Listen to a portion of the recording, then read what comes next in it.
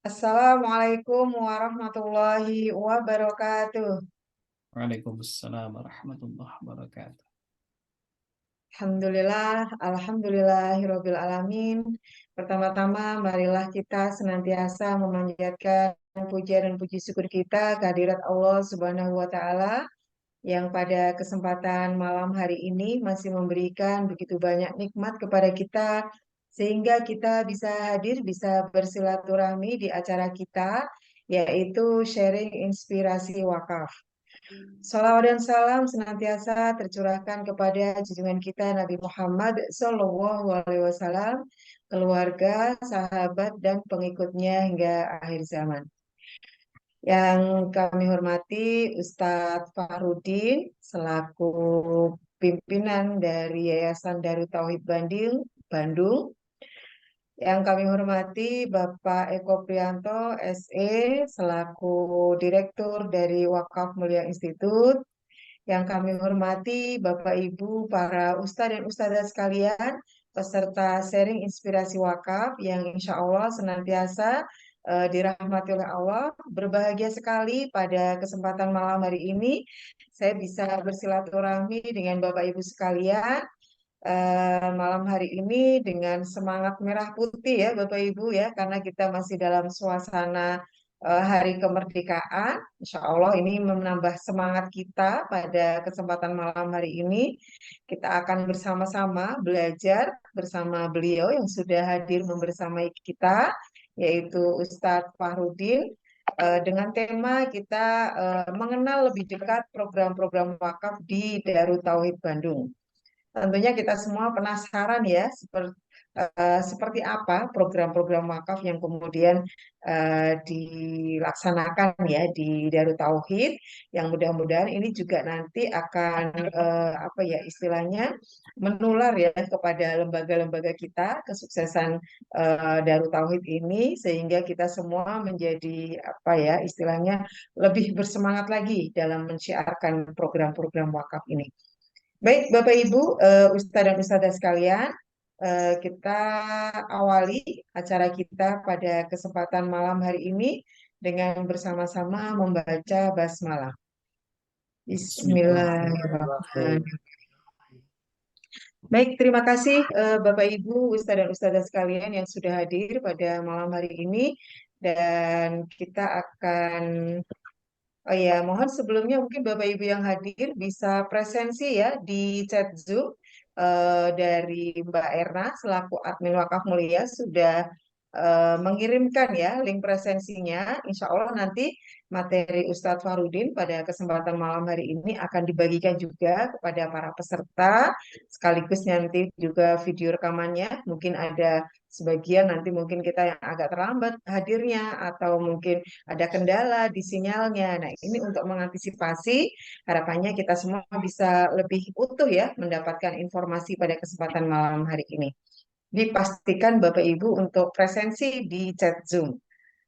Baik, selanjutnya kita akan langsung saja. Rasanya sudah tidak sabar ini Ustadz Farudin dengan mendengarkan sharingnya ya, yang insya Allah ini akan menginspirasi kita semua sesuai dengan tema kita pada malam hari ini, yaitu tentang sharing inspirasi wakaf. Karena kadang-kadang sebagai pengelola lembaga wakaf itu butuh ya mendapatkan masukan-masukan dari lembaga lain yang nanti insya Allah dari program-program lembaga lain itu bisa diaplikasikan di lembaga kita, disesuaikan dengan potensi-potensi yang ada di lembaga kita.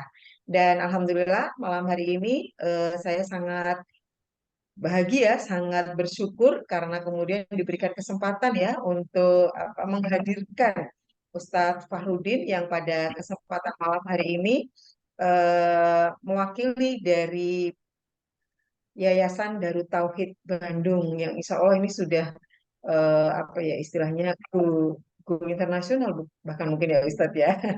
Dan kita akan langsung saja mendengarkan pemaparan sharing inspirasi wakaf pada malam hari ini kepada beliau Ustadz Fahrudin, kami persilahkan. Silakan Ustadz. Baik, suara saya jelas, Ibu Isna? Insya Allah jelas Ustadz, jelas. Ya, alhamdulillah. Jelas, Ustaz. Alhamdulillah. Bismillahirrahmanirrahim. Assalamualaikum warahmatullahi wabarakatuh. Waalaikumsalam warahmatullahi wabarakatuh. Alhamdulillahi rabbil alamin. Summa alhamdulillahi rabbil alamin. Alhamdulillahilladzi arsala rasulahu bil huda wa dinil haq liyudhhirahu 'ala ad-dini kullih wa kafa billahi syahida. Asyhadu an la ilaha illallah wahdahu la syarikalah wa asyhadu anna sayyidana wa nabiyyana Muhammadan abduhu wa rasuluh la nabiyya ba'dah. Allahumma salli wa sallim ala sayyidina Muhammad wa ala alihi wa sahbihi ajma'in. Subhanaka la ilma lana illa ma 'allamtana innaka antal alimul hakim. Puji syukur hanyalah milik Allah. Alhamdulillah pada malam hari ini di tengah-tengah kesibukan kita beraktivitas, di tengah-tengah kesibukan kita melakukan amaliyah yang diridhoi oleh Allah Subhanahu wa taala, dan bisa jadi ini di sisa waktu-waktu kita ya, karena seharian kita beraktivitas tentu saja energi kita sudah terkuras dari mulai bangun tidur sampai pukul 8. Sekarang masih ada kesempatan lagi untuk kita bisa bersilaturahim. Mudah-mudahan walaupun saat sekarang ini boleh dikatakan sisa waktu, tetapi mudah-mudahan energi kita masih terus semangat dan terus bisa melakukan yang terbaik, sehingga apa yang akan kita diskusikan pada malam hari ini menjadi jalan pertolongan dari Allah Subhanahu wa taala. Amin Allahumma amin. Terima kasih Pak Eko, Ibu Isna yang sudah memberikan kesempatan kepada saya dan juga teman-teman di Wakaf Mulia yang telah memberikan kesempatan kepada saya untuk pada malam hari ini bisa bersilaturahim. Jadi ketika berbicara tentang wakaf, maka sesungguhnya kitalah orang-orang yang paling beruntung, ya. Kenapa?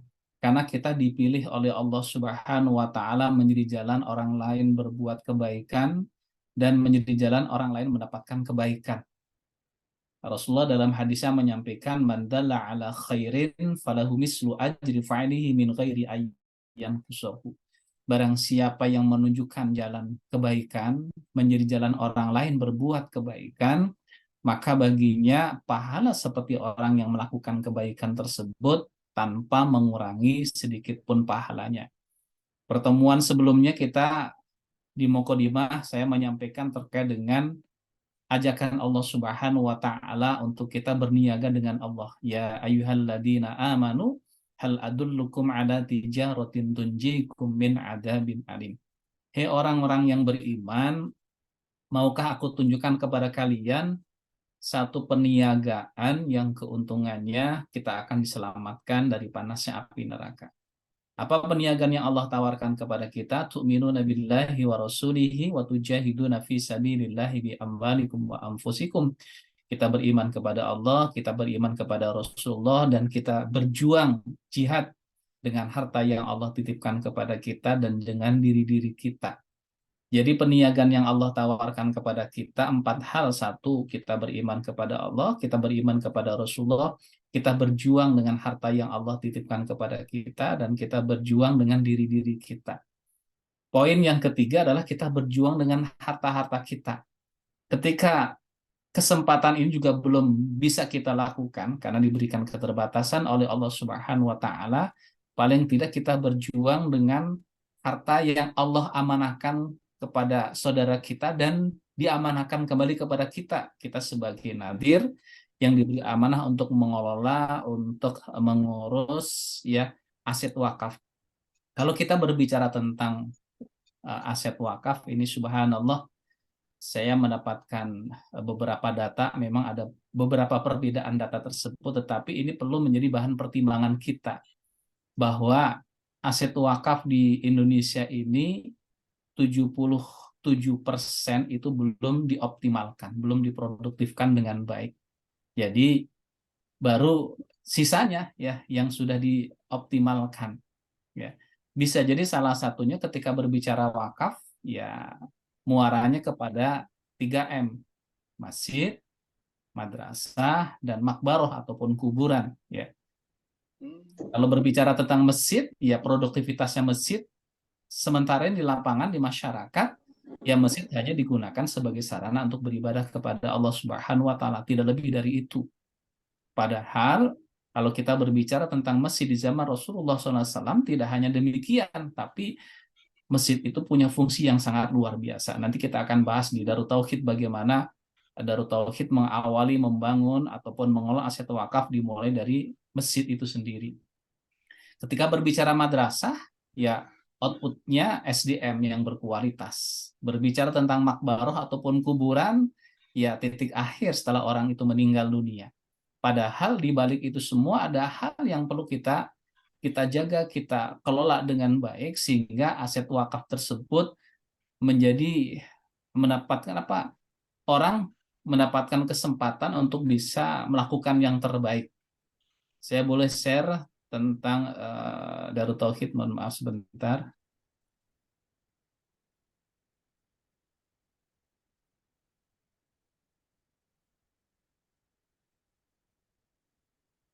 Mohon maaf, saya belum bisa jadi host ya. Boleh dibantu Bu Isna ya? Ustadz sudah jadi co-host, Ustadz. Sudah Bisa ya? langsung share screen. Sudah. Ya, apa namanya? Belum, Di masih Badan Wakaf Indonesia.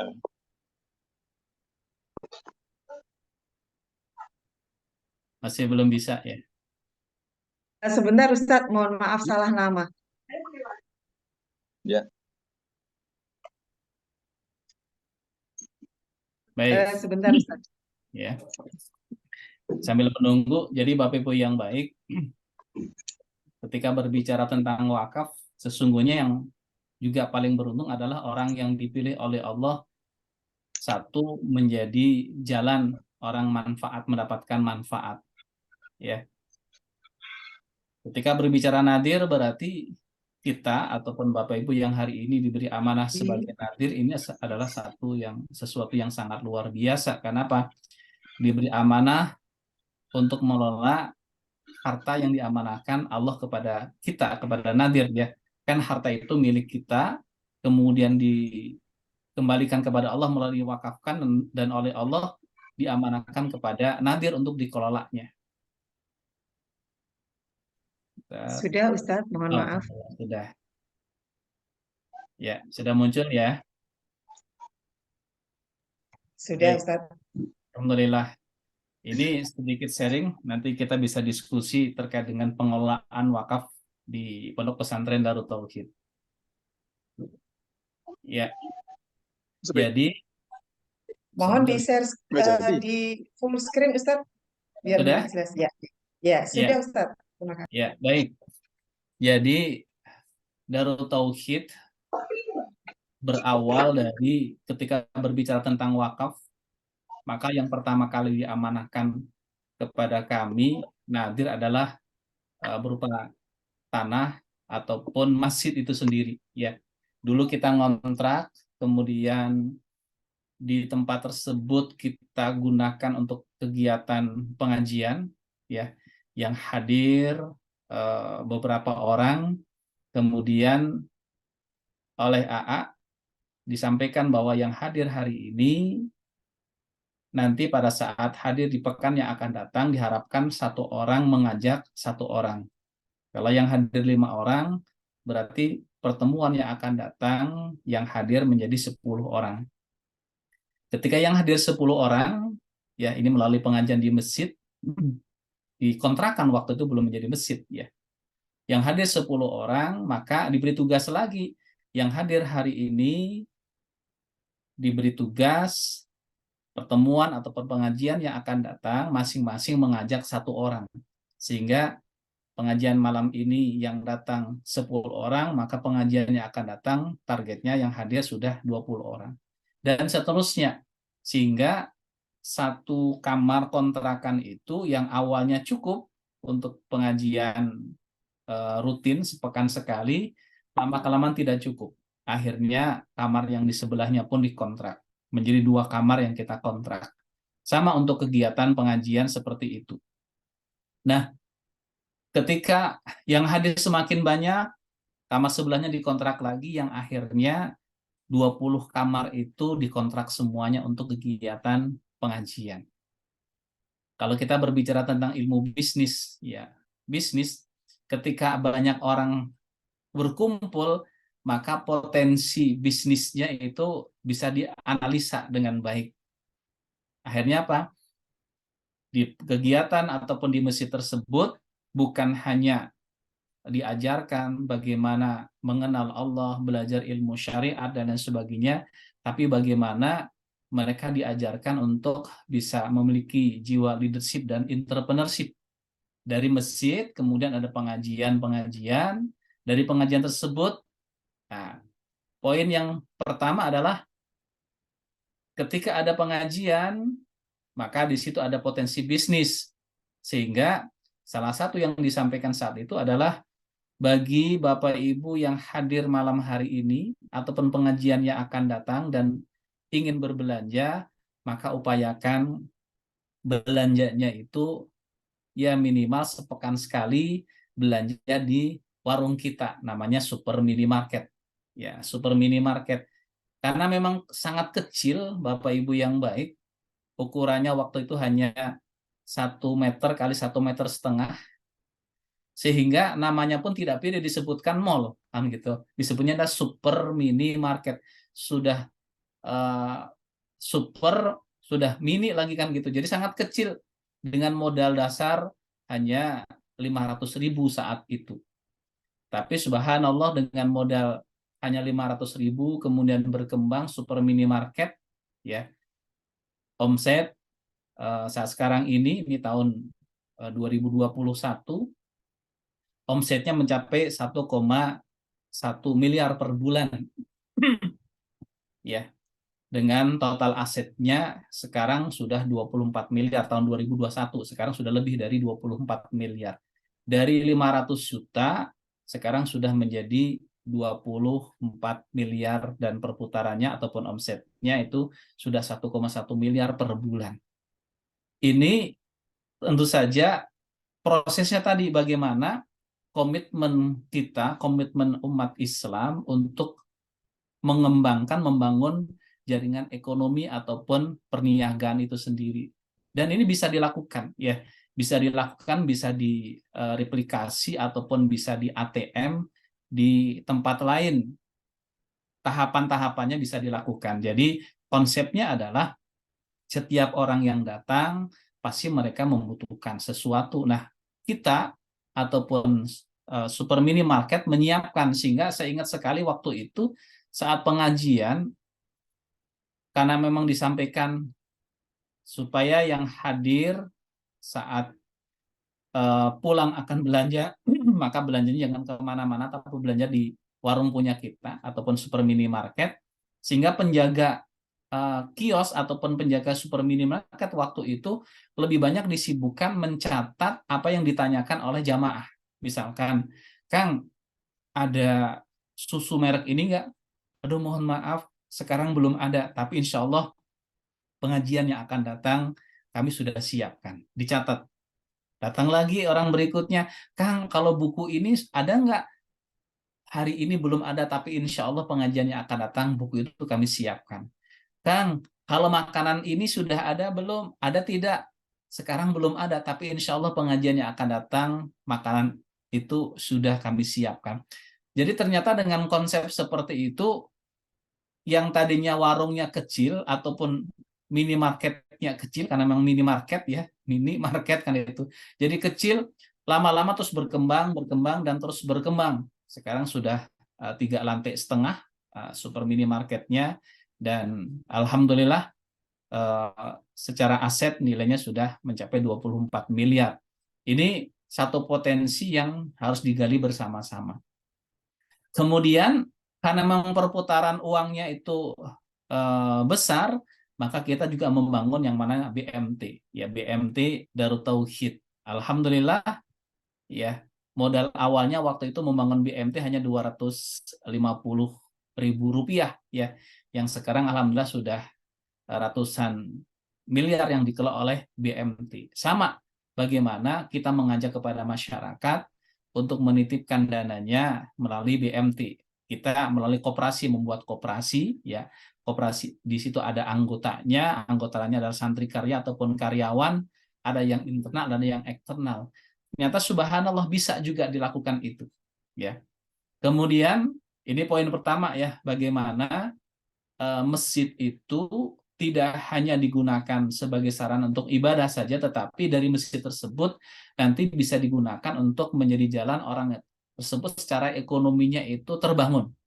Kita belajar bagaimana masjid di zaman Rasulullah itu sentral dari segala-galanya, sebagai sarana untuk beribadah kepada Allah, sebagai sarana untuk thalabul ilmi, sebagai sarana untuk membahas masalah pemerintahan dan lain sebagainya dilakukan di masjid, dan kita mencoba melakukan sebagaimana ya yang dilakukan oleh Rasulullah SAW, walaupun mungkin dengan pola-pola yang berbeda karena kan situasi, kondisi, lingkungan, masyarakat, jamaah itu berbeda, tapi secara garis besar adalah bagaimana peran masjid ini betul-betul digunakan bukan hanya sebagai sarana untuk beribadah kepada Allah saja. Kemudian Bapak Ibu yang baik, dari pengajian ini ya, waktu itu kita mendirikan radio namanya Radio Umat ya, masih sangat terbatas teknologinya, mendirikan Radio Umat. Kemudian diharapkan setiap jamaah pagi hari itu selepas melaksanakan sholat subuh mereka diharapkan bisa mengisi kenceleng, ya kenceleng umat.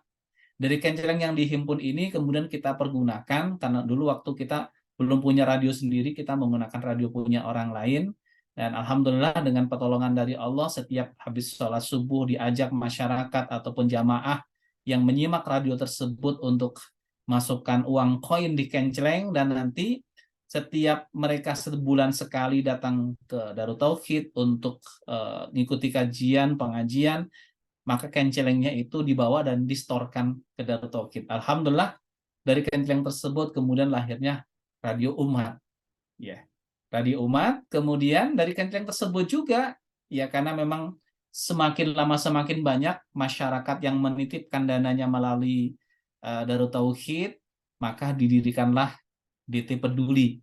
Ya, DT Peduli alhamdulillah dalam perkembangannya, kalau kita melihat dana ZIS yang dikumpulkan oleh DT Peduli di tahun 2021, ya satu tahun itu bisa mencapai 176 miliar dana yang dihimpun, yang kemudian sekarang sudah di 32 cabang di seluruh Indonesia. Yang dulunya hanya menjadi kenceleng, ya kenceleng yang sangat kecil, kemudian uang yang dimasukkan pun uang koin, tapi dari uang koin tersebut karena memang kita berjamaah, kita bersama-sama sehingga terkumpullah dana yang cukup besar untuk membuat program-program pemberdayaan masyarakat. Karena untuk program DT Peduli ini tidak kemudian spesifik untuk programnya Darut Tauhid, tidak, tapi karena ini dana dihimpun dari masyarakat seluruh Indonesia bahkan dari mancanegara, maka kewajiban kita juga mendistribusikan ke seluruh Indonesia bahkan termasuk ke mancanegara. Itu dari DT Peduli. Jadi dari kenceleng yang uang koin tersebut, alhamdulillah sekarang sudah menjadi satu lembaga bahkan satu yayasan Darut Tauhid Peduli yang rata-rata terhimpun dananya 176 bahkan lebih ya per tahunnya. Kemudian karena memang dari masa ke masa, dari waktu awalnya hanya 400 meter persegi yang diamanahkan kepada kami, ya. Jadi awalnya saat dibebaskan hanya 350, kemudian ada penambahan 50 meter jadi 400 meter yang diamanahkan kepada kita. Kemudian harus dikelola dengan baik supaya apa? Supaya hasilnya maksimal. Tadi diproduktifkan sehingga alhamdulillah dari aset yang awalnya ya awalnya 400. Ini nggak usah diterusin lagi. Ya, halo. Ya, Ustadz, silakan. Ya, mohon maaf. Ya, dari aset wakaf tersebut ini terus berkembang karena memang alhamdulillah kepercayaan masyarakat untuk menitipkan aset wakafnya ke Darut Tauhid terus berkembang. Ini tahun 2021 25 hektar ya, sekarang sudah 27 hektar sekian ya. yang nilai asetnya sudah 265 miliar, dan 1 bulan aset wakaf yang dikelola oleh kita itu rata-rata sekitar 700 juta per bulan hasil optimalisasi aset wakaf tersebut. Ya, nanti di sana ada aturannya, kita mengikuti aturan yang ditetapkan oleh BWI 10, 40 dan 50. 10 untuk nadir, kemudian 40 untuk reinvestasi ya, dan 50% untuk mauquf alaih. Ini kita lakukan, dan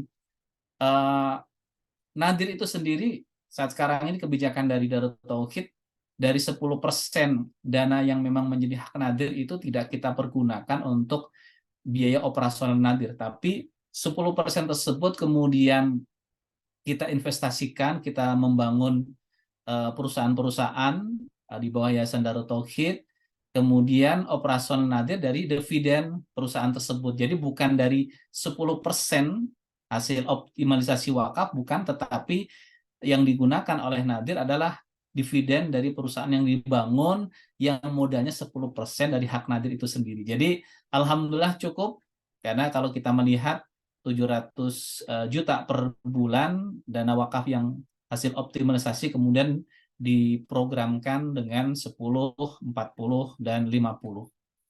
Ini tentang berkaitan dengan wakaf. Kemudian di bidang pendidikan ya, yang awalnya pengajian non formal, kemudian kajian, kursus dan lain sebagainya, alhamdulillah sekarang sudah berkembang. Selain pendidikan non formal juga ada pendidikan formal. Sekarang sudah ada TK, SD, SMP, SMA, SMK dan juga perguruan tinggi yang jumlah siswanya tahun 2021 2.500, sekarang sudah lebih ya, sekarang sekitar 3.000-an, karena ada yang pendidikan non formalnya, termasuk pendidikan non formal ada Baitul Quran, ada PKBM, ada PDF, ada PPM yang jumlah santrinya sekitar 650 sampai 750, karena kalau program yang non formal ini ada program yang memang jangka panjang, ada program yang hanya 3 bulan, 6 bulan, 1 tahun ya, secara bertahap gitu. Artinya kalau kita melihat aset wakaf ini ternyata ketika dikelola dengan baik, banyak orang yang mendapatkan manfaat dari luasan wakaf, aset wakaf sekarang 27 hektar, ternyata ada sekitar 1.316 orang yang mengelola aset tersebut di berbagai bidang. Ada yang di koperasinya, ada di pendidikan formalnya, ada pendidikan non formalnya, ada yayasannya dan lain sebagainya. Banyak orang yang mendapatkan manfaat, banyak orang yang beraktivitas, banyak orang yang mendapatkan jalan rezekinya melalui pengelolaan aset wakaf ini. Ini harapannya mudah-mudahan ya bisa terus dikembangkan, termasuk kita ada buletin dakwahnya, ada haji dan umrohnya, baik yang haji yang reguler ya ataupun haji plus ya. Alhamdulillah kalau kita melihat jumlah alumni kita bisa mencapai 6.500 orang ya sampai tahun 2018, dan rata-rata umrohnya bisa sampai 2.000 bahkan sampai 2.500 jamaah yang bisa ataupun mempercayakan Darut Tauhid sebagai sarana untuk melaksanakan ibadah umroh maupun ibadah haji. Di media dakwah kita ada MKTV, ada MKFM, kemudian ada MKS, ada MK Digital dan lain sebagainya. Ini merupakan pengembangan. Prinsipnya adalah kami mendapatkan amanah dari guru kita, kami Agim, bagaimana aset wakaf ini betul-betul bisa dikelola dengan baik, diproduktifkan, sehingga banyak orang yang akan mendapatkan manfaat dari aset wakaf ini. Kita lihat santri kita, alhamdulillah, terus orang tuanya mengamanahkan kepada Darut Tauhid, dan ini semua ada di atas tanah wakaf ya. Ada yang bertanya bagaimana mekanisme pengelolaan terkait dengan santri ataupun pendidikan itu sendiri. Jadi karena aset tersebut ataupun pendidikan tersebut dilaksanakan di atas tanah wakaf, maka bagaimana agar aset wakaf tersebut banyak orang yang mendapatkan manfaat? Pola yang kita terapkan adalah pendidikan yang mengelola pendidikan formal maupun non formal ataupun juga lembaga-lembaga yang ada di Darut Tauhid, mereka punya kewajiban untuk menjadi bagian kontribusi kepada optimalisasi aset wakaf itu sendiri. Kalau bahasa dulu namanya menyewa. Nah, hasil sewa tadi adalah 700 juta per bulan yang kemudian hasil sewa tersebut kita pergunakan untuk reinvestasi, maka kita terus adakan pembangunan terus. Itu dana, salah satu sumber dananya adalah dari hasil optimalisasi aset wakaf. Kemudian yang kedua adalah mauquf alaih, ada yang melalui program beasiswa, ada yang beasiswa full, ada yang programnya adalah diskon. Tapi bagi orang yang diberikan kecukupan oleh Allah Subhanahu wa taala, maka mereka tidak gratis, ya bayar. Jadi yang kaya bayar, yang ekonominya terbatas itu dapat diskon, yang memang sangat terbatas ataupun miskin, maka mereka adalah beasiswa. Untuk yang beasiswa hari ini kita tempatkan di Serua, di sana ada SMP dan SMA, 350 santri ataupun SMP dan SMA di sana semua mendapatkan beasiswa. Alhamdulillah, salah satu sumbernya selain dari dana zakat dan juga dari hasil optimalisasi.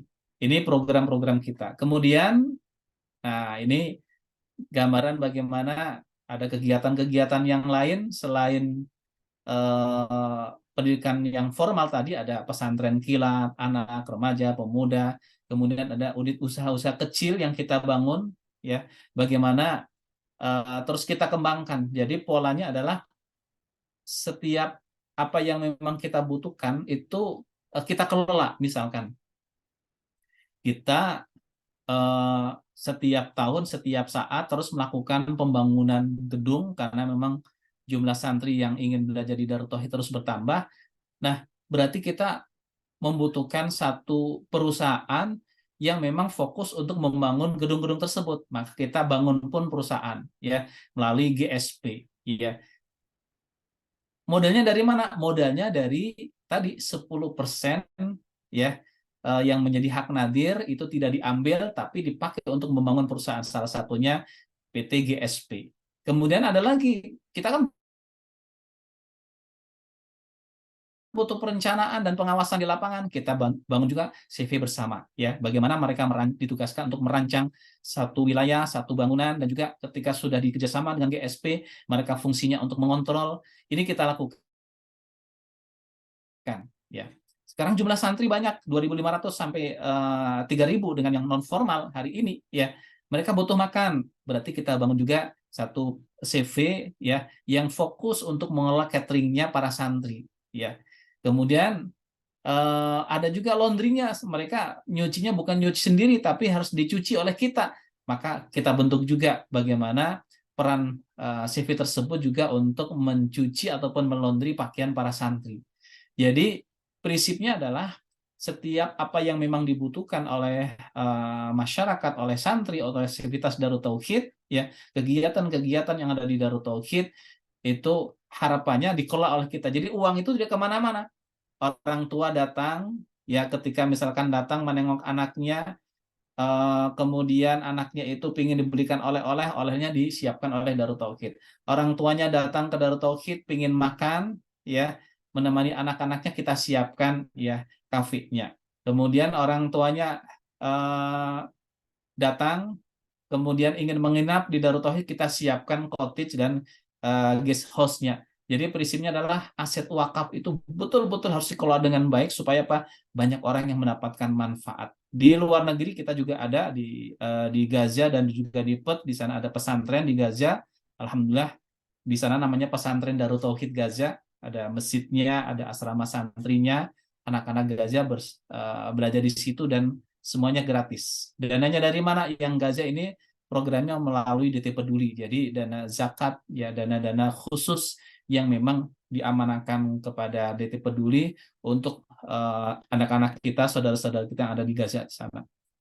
Ini perusahaan-perusahaan yang ada saat sekarang ini, ada MK Travel, MK Digital, ada BMA, MKS, kemudian ada DTI, ya, kemudian ada SMM, ada Darul Jannah.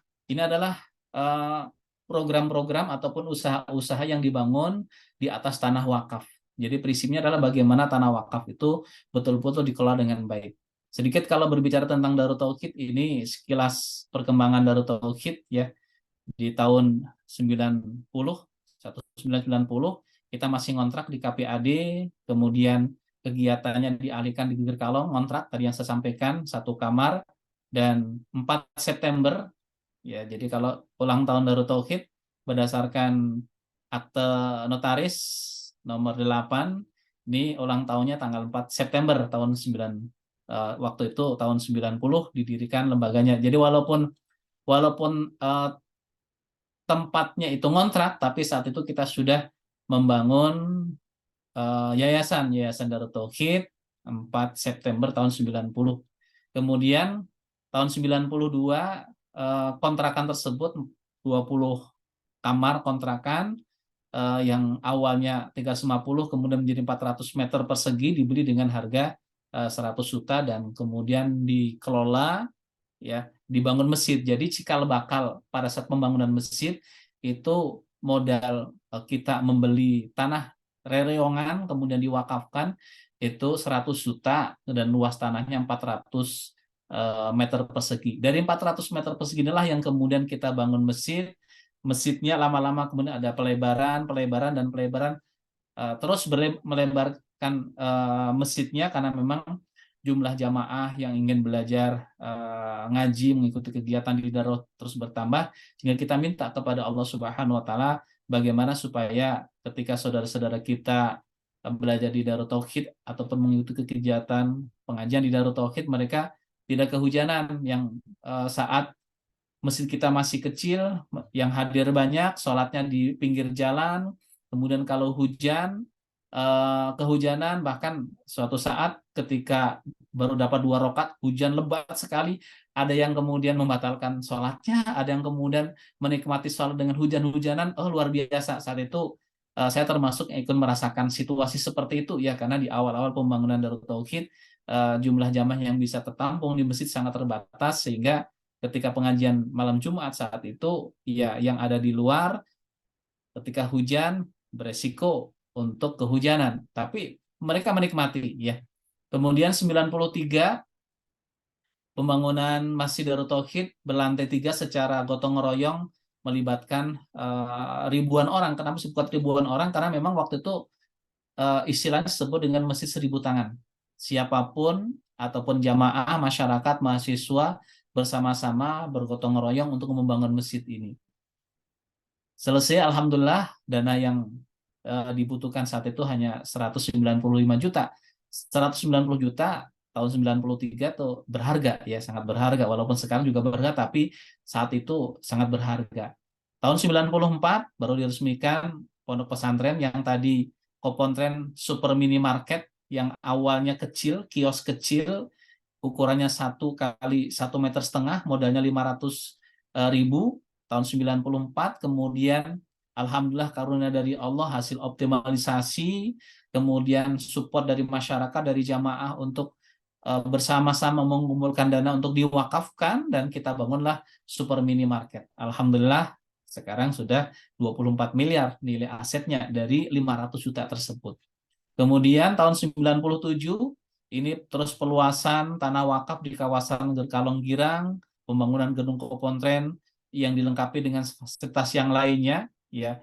Ada wartel. Waktu itu ketika berbicara tentang telepon umum itu sangat laku sekali, maka salah satu bisnis kita adalah untuk wartel. Kemudian untuk tokoan, kegiatan-kegiatan yang lainnya yang berbasis ekonomi disentralkan di gedung ini, yang awalnya saat gedung ini belum ada tahun 92 93, ya.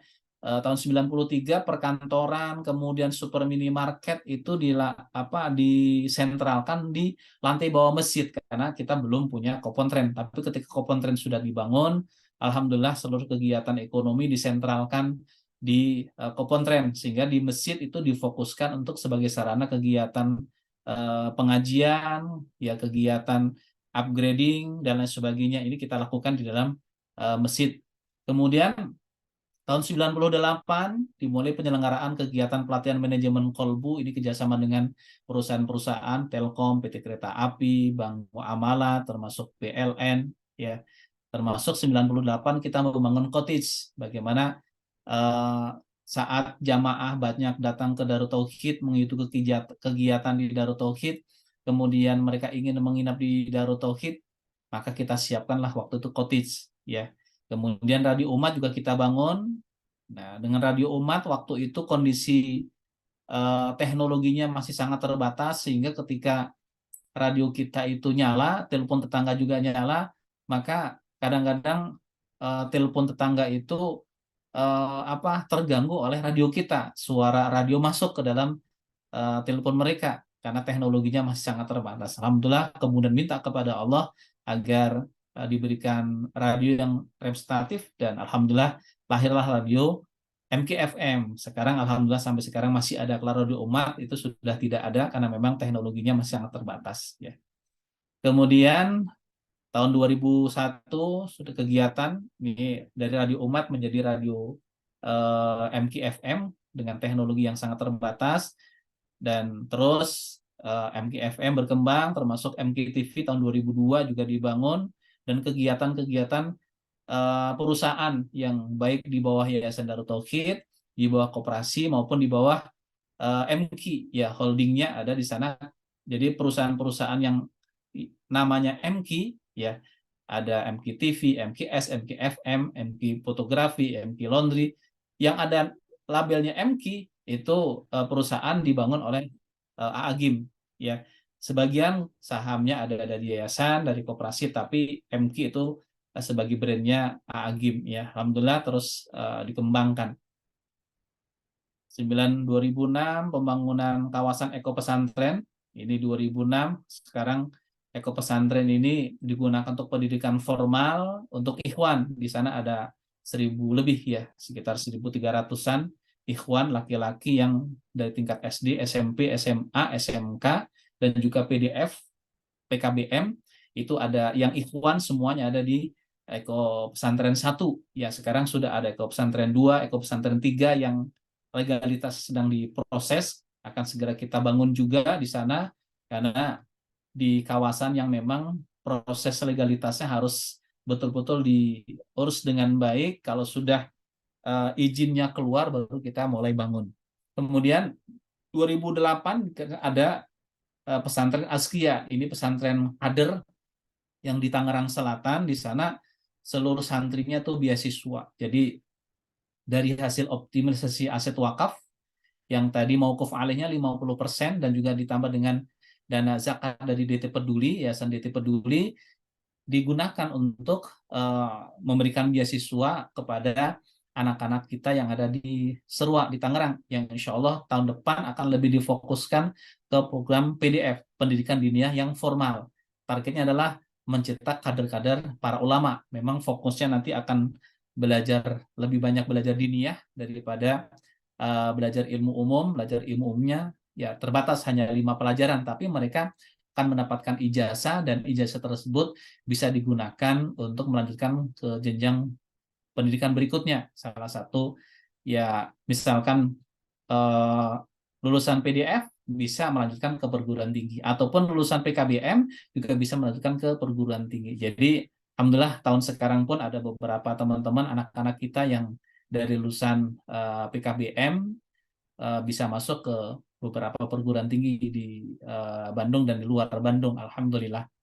Kemudian pendidikan formal ada dari mulai dulu awalnya SMK dulu, baru SMP dan SMA sampai perguruan tinggi kita bangun mulai tahun 2009, dan tahun 2011 pendirian SMP, SMA Darut Tauhid Boarding School, kemudian pendirian PT GSP tadi sesuai dengan kebutuhan kita, dan perusahaan-perusahaan yang lainnya yang memang dibutuhkan untuk mensupport bagaimana aset wakaf itu bisa diproduktifkan, dikelola dengan baik, kita bangun untuk mensupportnya tersebut. Ujungnya adalah paling utama adalah bagaimana aset wakaf ini dikelola dengan baik, dengan maksimal, supaya apa? Supaya banyak orang yang mendapatkan manfaat. Ya, tadi ketika aset wakaf dikelola dengan baik, ternyata banyak yang tadinya tidak bisa sekolah jadi bisa sekolah. Kenapa? Disupport dari hasil optimalisasi aset wakaf itu sendiri. Mudah-mudahan ini menjadi inspirasi bagi kita semuanya. Ya, masih ada 77% aset wakaf yang belum diproduktifkan.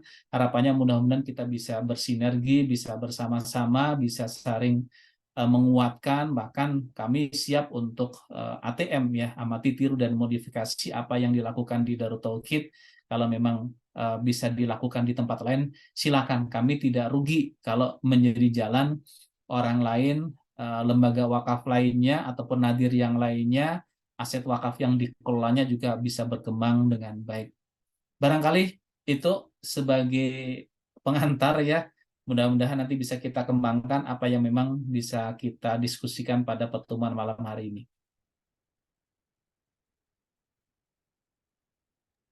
Baik, terima kasih Ustadz Fahrudin. Masya Allah ya, ini perjalanan yang sangat lengkap sekali yang disampaikan oleh Ustadz Fahrudin karena tentunya beliau juga menjadi saksi ya bagaimana dari awal.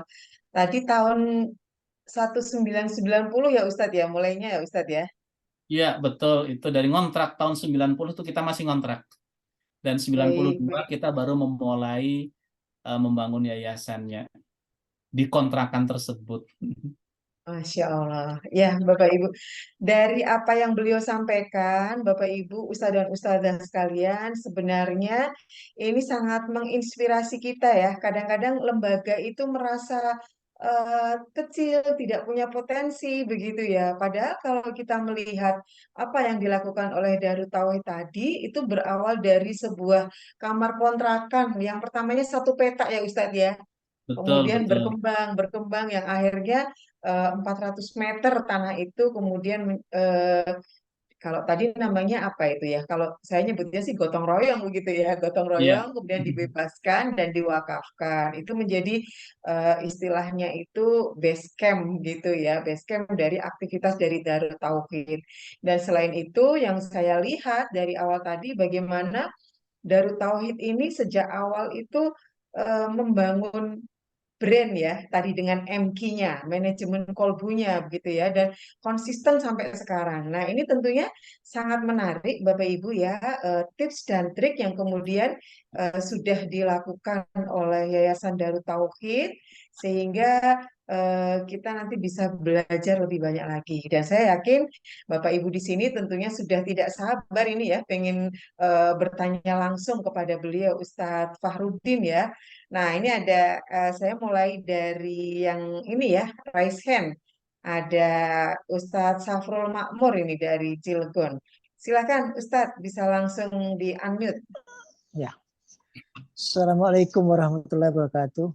Waalaikumsalam Waalaikumsalam warahmatullahi warahmatullahi wabarakatuh. wabarakatuh. Terima kasih Bu Isna, Pak Eko, Wabil Ustus yang kami hormati, kami muliakan Ustadz Fahrudin. Ini baru pertama kali bertatap muka ini, walaupun sudah namanya udah kemana-mana ini. Saya juga pernah menginap di situ Ustadz, tapi nggak. Alhamdulillah, alhamdulillah. Puluhan tahun yang lalu gitu kan. Ya ini saya lebih tertarik dengan wakafnya ini Ustadz ya. Iya, siap. Itu yang menjadi aset wakaf itu sekarang apakah termasuk masjidnya atau ada yang lain juga Ustadz? Ya, di situ tadi disampaikan seluas berapa tadi itu 275.000 meter persegi atau berapa tadi ya? Kira-kira seperti ya. 27 hektar. 27 hektar Pak Safrul. 27 hektar ya, bukan 275.000 meter persegi. Ya, kalau di hektar kan sama Ustadz. Ya. Oh gitu ya 27 hektar oke ya baik. Luas sekali itu ya 27 hektar ya. Nah itu mendapatkan pertama kalinya seperti apa tuh Ustadz ya? Iya. Nah, itu dan apa namanya itu apakah itu mereka itu pewakif itu mewakafkan berupa tanahnya atau uangnya terus dibelikan tanah atau seperti apa tuh Ustadz ya? Nah, itu. Baik. Dan saya juga tertarik tadi itu jadi untuk mengembangkan aset wakaf tadi harus diproduktifkan, dikembangkan dari yang hak nazir yang 10% ya, Ustaz ya. Jadi tidak mengganggu yang 40% untuk apa tadi? Reinvestasi. Untuk investasi maaf ya, dan yang 50% untuk mauquf alaihi. Nah itu, ini tertarik. Nah seperti apa nih Ustaz? Bisa dikembangkan lebih lanjut gitu Ustaz.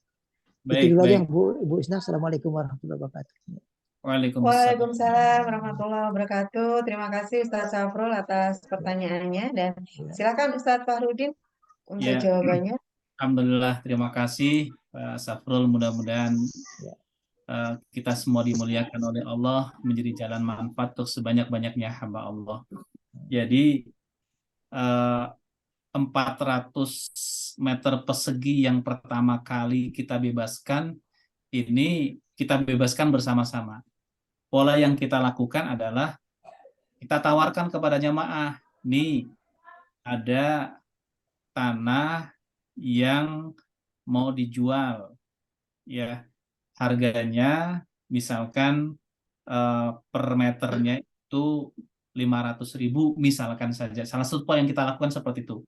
Silakan bagi yang akan mewakafkan tanah tersebut 1 meternya 500.000. Jadi gotong royong, tidak ada yang memang kemudian saya wakaf 5 meter, saya wakaf 10 meter, saya wakaf 30 meter dan lain sebagainya. Terhimpun alhamdulillah dana tersebut untuk membebaskan lahan tersebut dan langsung diakadkan wakaf. Ya, karena wakafnya itu dari banyak orang, rereongan bahasa Inggrisnya kan, itu bareng-bareng dibebaskan bersama-sama. Satu orang ada yang 1 meter, 2 meter, 3 meter, 5 meter, sehingga saat itu untuk memudahkan administrasi atas namanya adalah atas nama Aagim. Jadi awalnya 400 meter tersebut atas nama Aagim. Setelah atas nama Agim, kemudian baru diikrarkan wakaf melalui kantor urusan agama, legalitasnya sebagai nadirnya bukan Agim. Di Darut Tauhid, jadi dari 27 hektar aset wakaf yang dikelola oleh Darut Tauhid, semua itu tidak ada satupun yang atas nama Agim. Semua adalah atas nama nadir. Hari ini yang diberi amanah oleh AA sebagai nadir adalah saya, berarti aset-aset tersebut ditandatangani oleh Fahrudin, kan begitu, kenapa? Sebagai ketua nadirnya Darut Tauhid. Jadi pola yang kita terapkan seperti itu. Jadi wakaf melalui uang, bukan wakaf uang, tapi wakaf melalui uang. Bagaimana wakaf melalui uang tersebut digunakan untuk membeli tanah, dan tanah setelah dibeli kemudian diwakafkan. Karena tanah yang dibelinya itu tidak sekaligus oleh satu orang, tapi dibeli mungkin oleh 100, oleh 200, 300, 500 orang yang membeli tanah tersebut, harus ada secara legalitas.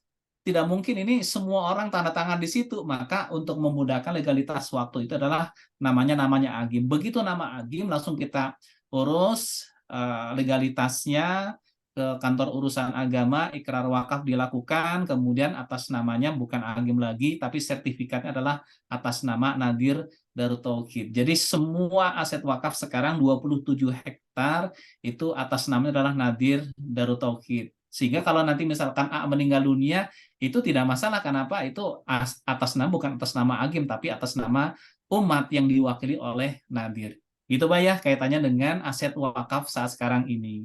Kemudian kaitannya dengan bagaimana strategi ya, strategi yang dilakukan oleh kita untuk mengajak kepada masyarakat. Masyarakat itu ternyata luar biasa ya, ketika mereka diberikan pemahaman begitu dahsyatnya manfaatnya wakaf yang dikelola dengan baik dan dibuktikan, maka mereka semakin semangat ya.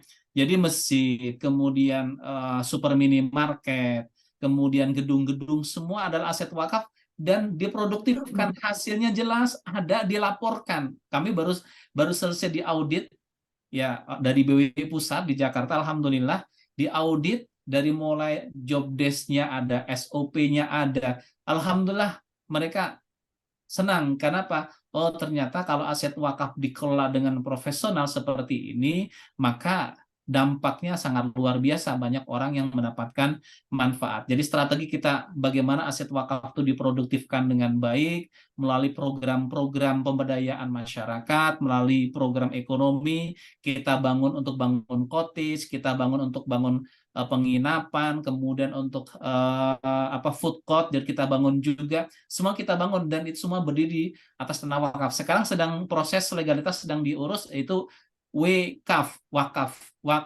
mat namanya, wakaf mat. Jadi aset wakaf kita bangun di targetnya sekarang adalah 5 tempat yang akan sedang kita bangun kerjasama dengan mitra kita. Bagaimana aset wakaf yang ada di luar sana juga kita bisa kembangkan melalui wakaf mat, jualan lah gitu, seperti minimarket, tetapi sekarang brand yang kita pergunakan adalah wakaf mat.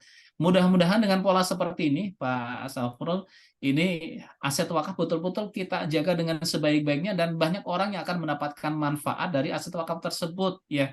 Jadi termasuk kami Nadir, sebagai Nadir itu tidak mengambil yang 10%, tapi 10% tersebut kita tabung. Ketika kita butuh membangun perusahaan, maka modalnya ataupun sahamnya itu dari 10% yang memang menjadi hak Nadir. Sehingga alhamdulillah dari waktu ke waktu tadi saya sampaikan perusahaan-perusahaan itu kita bangun untuk apa? Untuk mensupport program-program yang ada di Darut Tauhid, yang di bidang laundry-nya ada, cateringnya ada, pembangunan gedungnya ada, semuanya kita bangun karena apa? Itu yang dibutuhkan oleh Darut Tauhid.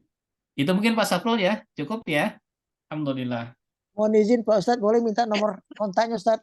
Oh boleh silakan, sangat terbuka kami ya, insya Allah. Ya, nanti Bu Isna nanti ada ditulis di chatting. Ya, siap. Baik, ya. Nanti saya kirimkan Ustadz Safrul Ya, untuk makasih Bu kontak Isna. beliau. Ya, baik. Oke, Ini Cilegon ini sama-sama. Ustadz Farudin. Alhamdulillah, terima kasih Pak Safrul. Ya. Berkah, alhamdulillah. Amin. Ya, lanjut Ustadz. Baik, terima kasih Ustadz Safrul dan terima kasih juga Ustadz Farudin atas jawabannya. Selanjutnya silakan Ibu Yeni bisa langsung di-unmute. Ya. Assalamualaikum warahmatullahi wabarakatuh. Waalaikumsalam warahmatullahi wabarakatuh. Perkenalkan Ustadz, nama saya Yeni. Saya dulu salah satu jamaah Darut Tauhid Haji tahun 2018. Oh, 18. Saya berangkat atau kelompok berapa nih? Jangan-jangan satu kelompok dengan saya. Dari Jakarta, Ustadz. Dari Jakarta. Alhamdulillah. Ya, silakan Bu. Subhanallah ya Ustadz, gitu. Alhamdulillah bisa mengikuti pertemuan hari ini gitu ya. Jadi begitu banyak menginspirasi gitu ya. Karena memang kebetulan karena saya sendiri, saya kan kebetulan bergerak dari guru tahfiz gitu ya.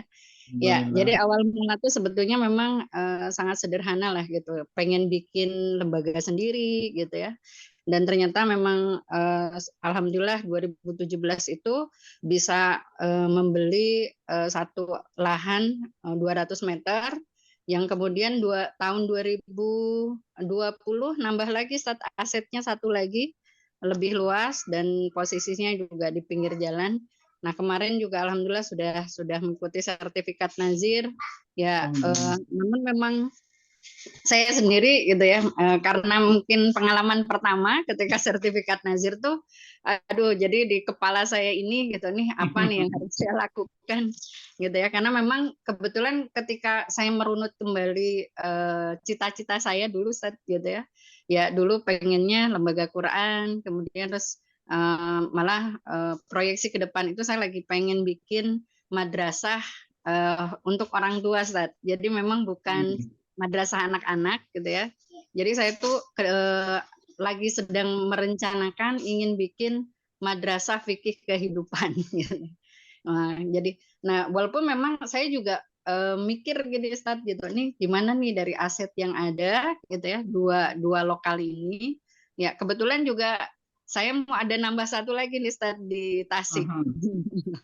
mau nambah lagi satu gitu. Cuman saya pikir nih bisa nggak ya mengelola antara Bogor dan Tasik gitu ya, dua tempat ini ya bisa memaksimalkan gitu ya.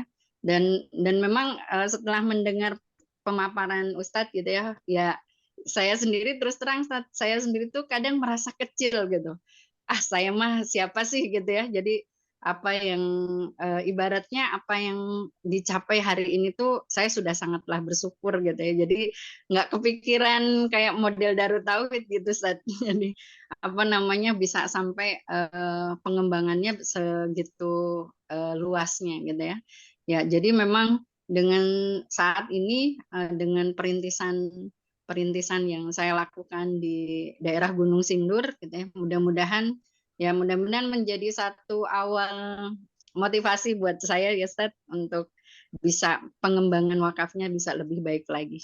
Ya, jazakumullah khairan terkait hari ini. Alhamdulillah, alhamdulillah. Bu Yani, punten, mohon maaf nah, jadi punten ya. Ya, Kalau Ustaz. santri-santri ini mereka bayar ataupun programnya beasiswa? Nah, jadi kalau saya sendiri, Ustaz, jadi saya tuh bergeraknya di kalangan ibu-ibu gitu. Kalangan Nah, ibu-ibu. jadi kemarin itu saya kan udah nyoba nih, Ustaz, di awal perjalanan Rumah Quran di tahun 2020 itu saya gratiskan.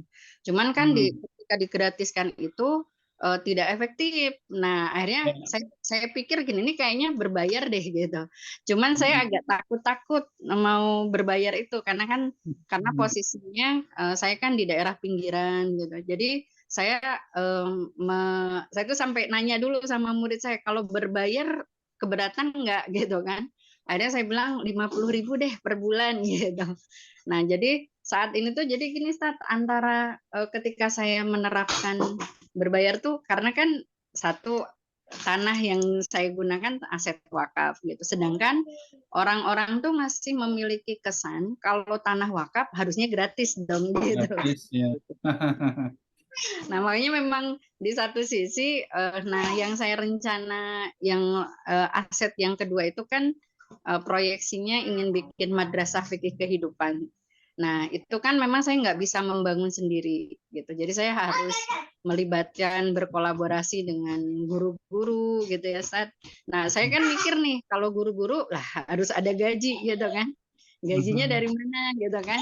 Nah, terus nanti bagaimana fasilitas, karena kebetulan gedungnya masih gedung lama, Ustaz. Jadi pengembangan ke depan tuh masih panjang lah gitu. Jadi di kepala saya ini lagi ruwet nih. Gimana nih? Jadi di satu sisi pengen memproduktifkan, tapi di satu sisi juga saya jadi teringat dengan tadi niatan saya untuk bikin madrasah tadi gitu ya. Jadi ini saran Ustadz bagaimana buat saya? Baik, baik. Alhamdulillah, terima kasih Bu Yani, luar biasa ya. Jadi kalau kita berbicara tentang aset wakaf, memang yang masih dalam benak sebagian masyarakat adalah kalau kita menggunakan aset wakaf itu gratis, nggak boleh bayar, kalau bayar semurah mungkin dan lain sebagainya. Padahal kita harus berpikir bagaimana saudara-saudara kita juga bisa mendapatkan kesempatan untuk bisa belajar dengan mendapatkan ilmu yang terbaik dari guru-guru yang terbaik, dengan sistem yang terbaik, dengan kelas yang terbaik, kan begitu. Tidak asal-asal, udahlah yang penting ada atapnya, lantainya adalah pakai ini ala kadarnya, kan tidak, kan begitu. Bagaimana kita kelola dengan profesional, pendekatan profesional kan harus dikelola oleh orang yang punya ilmunya, kan begitu. Sehingga kenapa tadi saya tanyakan ini gratis ataupun bayar, kan begitu. Jadi kalau di kami polanya begitu, yang gratis 100% ada, yang dapat diskon ada, yang bayar mahal juga ada, kan begitu. Kalau kami di sekolah, mohon maaf kalau ini menyebutkan nilai SMP SPP-nya mendekati angka 3 juta per bulan. Bagi orang kayak murah, kan begitu. Tapi bagi yang tidak mampu nggak usah bayar, gratis, kan begitu. Artinya apa? Kita memberikan kesempatan. Guru-gurunya ya mohon maaf kalau kita tidak hanya sekedar mengandalkan keikhlasan saja, kan begitu. Jadi ya semakin, bahasa guru saya dulu Profesor tafsir mengatakan, semakin kita besar memberikan ujroh kepada orang yang ngajar anak kita, maka insya Allah mudah-mudahan mereka semakin ikhlas, kan begitu. Ikhlas kan urusan, tapi kebutuhan mereka terpenuhi. Mau ngajar, motornya gembes, nggak jadi ngajar, kan begitu. Kenapa? Motor sudah sepuh, sudah tua, berarti kan harus kita perhatikan. Nah, kita harus pikirkan. Satu adalah bagaimana ada sumber dana lain. Kalau misalkan pola tadi belum diterapkan, misalkan, aduh saya nggak enak nih kalau ataupun anak-anak harus bayar, berarti sumber dananya dari mana nih? Harus ada solusinya, harus ada jawabannya. Sumber dana operasional rumah Quran ataupun madrasah tersebut dari mana sumbernya? Kenapa? Kita ingin yang mengajar di rumah Quran, di madrasah tersebut adalah orang-orang yang memang punya kemampuan, punya kapasitas ya untuk bisa mengajarkan ilmunya dengan baik. Mereka mengajarkan ilmunya dengan baik, kenapa? Ya mereka belajar, disupport dengan ilmu. Kalau perlu disekolahkan lagi. Dari mana uangnya kalau nggak ada? Harus kita pikirkan. Berarti polanya misalkan ada di antara aset wakaf itu diproduktifkan. Hasil produktif tersebut digunakan, kalau di kita kan mau ke validnya kan 50%. 50% tersebut yang digunakan untuk memberikan beasiswa ya kepada anak-anak yang tidak mampu, yang mampu bayar, yang tidak mampu gratis. Dari mana dananya? Aset wakaf yang diproduktifkan di sana ada porsinya 50%. Kalau tidak ada ya bisa menggunakan pendekatan lembaga sosial. Kalau di kita juga ada lembaga sosialnya, DT Peduli tadi 176 miliar per tahun yang bisa dihimpun, dan itu pun bisa memberikan beasiswa kepada anak-anak. Jadi berbagai sumber itu bisa kita pergunakan untuk menopang kegiatan pembelajaran itu. Jadi kalau saran saya lebih diatur lagi, Bu, ya artinya eh, sebelum kita menerima yang lebih besar, kalau kita punya master plan, punya strategi, maka mudah-mudahan ketika nanti kita mendapatkan amanah yang lebih besar lagi, itu kita bisa menjalankan dengan baik. Kalau langsung saja bangun tanpa perencanaan yang matang, biasanya dalam perjalanannya kurang maksimal. Kami mencoba belajar pengalaman di lapangan seperti itu. Jadi ketika kemarin ada yang mau wakaf, ya aset wakafnya itu 11 hektar yang ditawarkan ke kita. Ketika dianalisa dan wakifnya itu ingin dibangun sekolah di tempat tersebut, ingin dibangun pesan di tempat tersebut, kemudian dianalisa oleh kita sumbernya dari mana dan lain sebagainya, tidak bisa masuk, hanya apa? Mohon maaf, kami tidak siap menerima aset wakaf ini, silakan disampaikan kepada nadir yang lainnya, barangkali mereka bisa lebih maksimal dalam mengelola aset wakaf tersebut. Kami berani menolak seperti itu. Kenapa? Bukan karena karena mendapatkan aset wakaf banyak, bukan, tapi pertanggungjawaban akhirat itu yang lebih kami perhitungkan. Jangan sampai pertanggungjawaban akhirat itu lebih berat. Gitu Bu ya, Bu Yani. Jadi insya Allah mudah-mudahan ini tekad yang kuat itu menjadi jalan pertolongan dari Allah. Tinggal nanti bagaimana strategi, ya ada SWOT analisisnya kan begitu, ada kita belajar dari SWOT analisis. Dianalisa terlebih dahulu potensi, kemudian potensi ada yang memang ada kita kembangkan, kemudian dengan siapa saja yang nanti bisa bersama-sama untuk bersinergi untuk membangun madrasah atau rumah Al-Quran itu sendiri. Itu Bu Yani ya, begitu ya. Baik Ustadz, jazakallah. Alhamdulillah. Ditunggu silaturahminya ke Darut Tauhid nanti, kalau insya Allah kami siap sharing lagi ya. Ya, mudah-mudahan Ustadz. Siap, insya Allah. Ya. Terima kasih Bunda Yeni dan juga terima kasih Ustaz Tarudin atas jawabannya. Masya Allah ini ada pertanyaan juga Ustadz dan juga dari alumni DT, santri DT dari Pak Hamdillah Hosasih. Beliau bertanya, Alhamdulillah bisa bersilaturahim by Zoom. Beberapa tahun lalu kami menjadi santri kilat di Darut Tauhid dan berlatih berkuda dan panahan. Pertanyaan beliau adalah, pada saat awal pendirian wakaf ini, bagaimana cara administrasi benar sehingga dipercaya masyarakat dan mensosialisasikan wakaf yang sedang berjalan? Demikian Ustadz Farudin, pertanyaan dari Pak Baik. Hamdillah Hosasih. Silakan Ustadz. Baik, terima kasih Pak Kosasi dan Bapak Ibu yang baik. Jadi salah satu yang memang harus kita lakukan adalah kita menyampaikan laporan ya kepada masyarakat, khususnya kepada nadir, bahwa aset yang diamanahkan kepada kita itu sudah dikelola dengan baik dan sudah sampai di mana progresnya. Kalau itu berupa masjid, ya maka masjidnya itu sudah berapa persen. Mungkin di iklan kita ada yang Masjid Serua itu iklannya Masjid Serua sudah 90%, muncul gambarnya 90%. Itu orang yang berwakaf, oh ya benar dipakai untuk membangun masjid, itu buktinya ada pelaporannya. Ada juga kita laporan dalam bentuk buletin, ya, dalam bentuk buletin yang kita sampaikan kepada jamaah bahwa aset-aset yang diamanahkan kepada kita itu dikelola untuk apa dan sampai di mana, yang mendapatkan manfaat siapa saja, dan lain sebagainya itu disampaikan.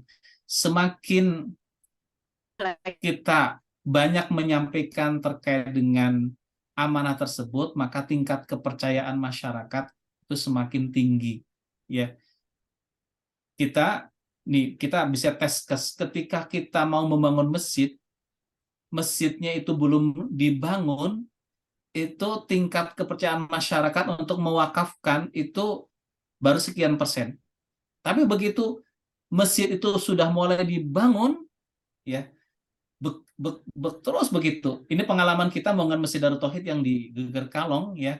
Saat kita akan renovasi, kemudian kita buat anggaran, ya, anggarannya itu 17 miliar saat itu, ya. Ketika belum mulai dibangun, sudah diinformasikan kepada masyarakat bahwa kita akan membangun masjid, anggarannya 17 miliar, itu belum muncul. Tapi begitu Bismillah kita mulai, langsung dalam 1 bulan, itu bukan terkumpul 17 miliar, tapi 23 miliar, lebih dari kebutuhan itu. Dan kita kan membangun masjidnya bukan hanya di Geger Kalong saja, tapi hari ini kita 7 masjid yang sedang kita bangun, kan begitu. Ada di Lubuk Linggo, di Batam, di Serua, Eko 2, Eko 3, ya di Jambi.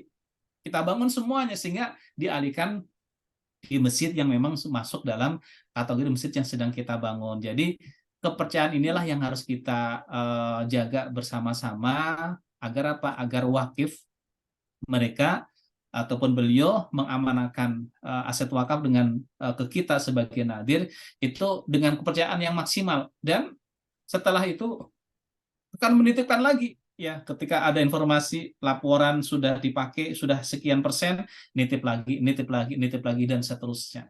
Pola-pola itu yang mudah-mudahan bisa kita jaga. Selain memang kewajiban kita sebagai nadir untuk menyampaikan laporan kepada BWI, Badan Wakaf Indonesia, ini secara berkala kita punya kewajiban untuk menyampaikan apa yang dilakukan oleh nadir terkait dengan amanah aset wakaf tersebut.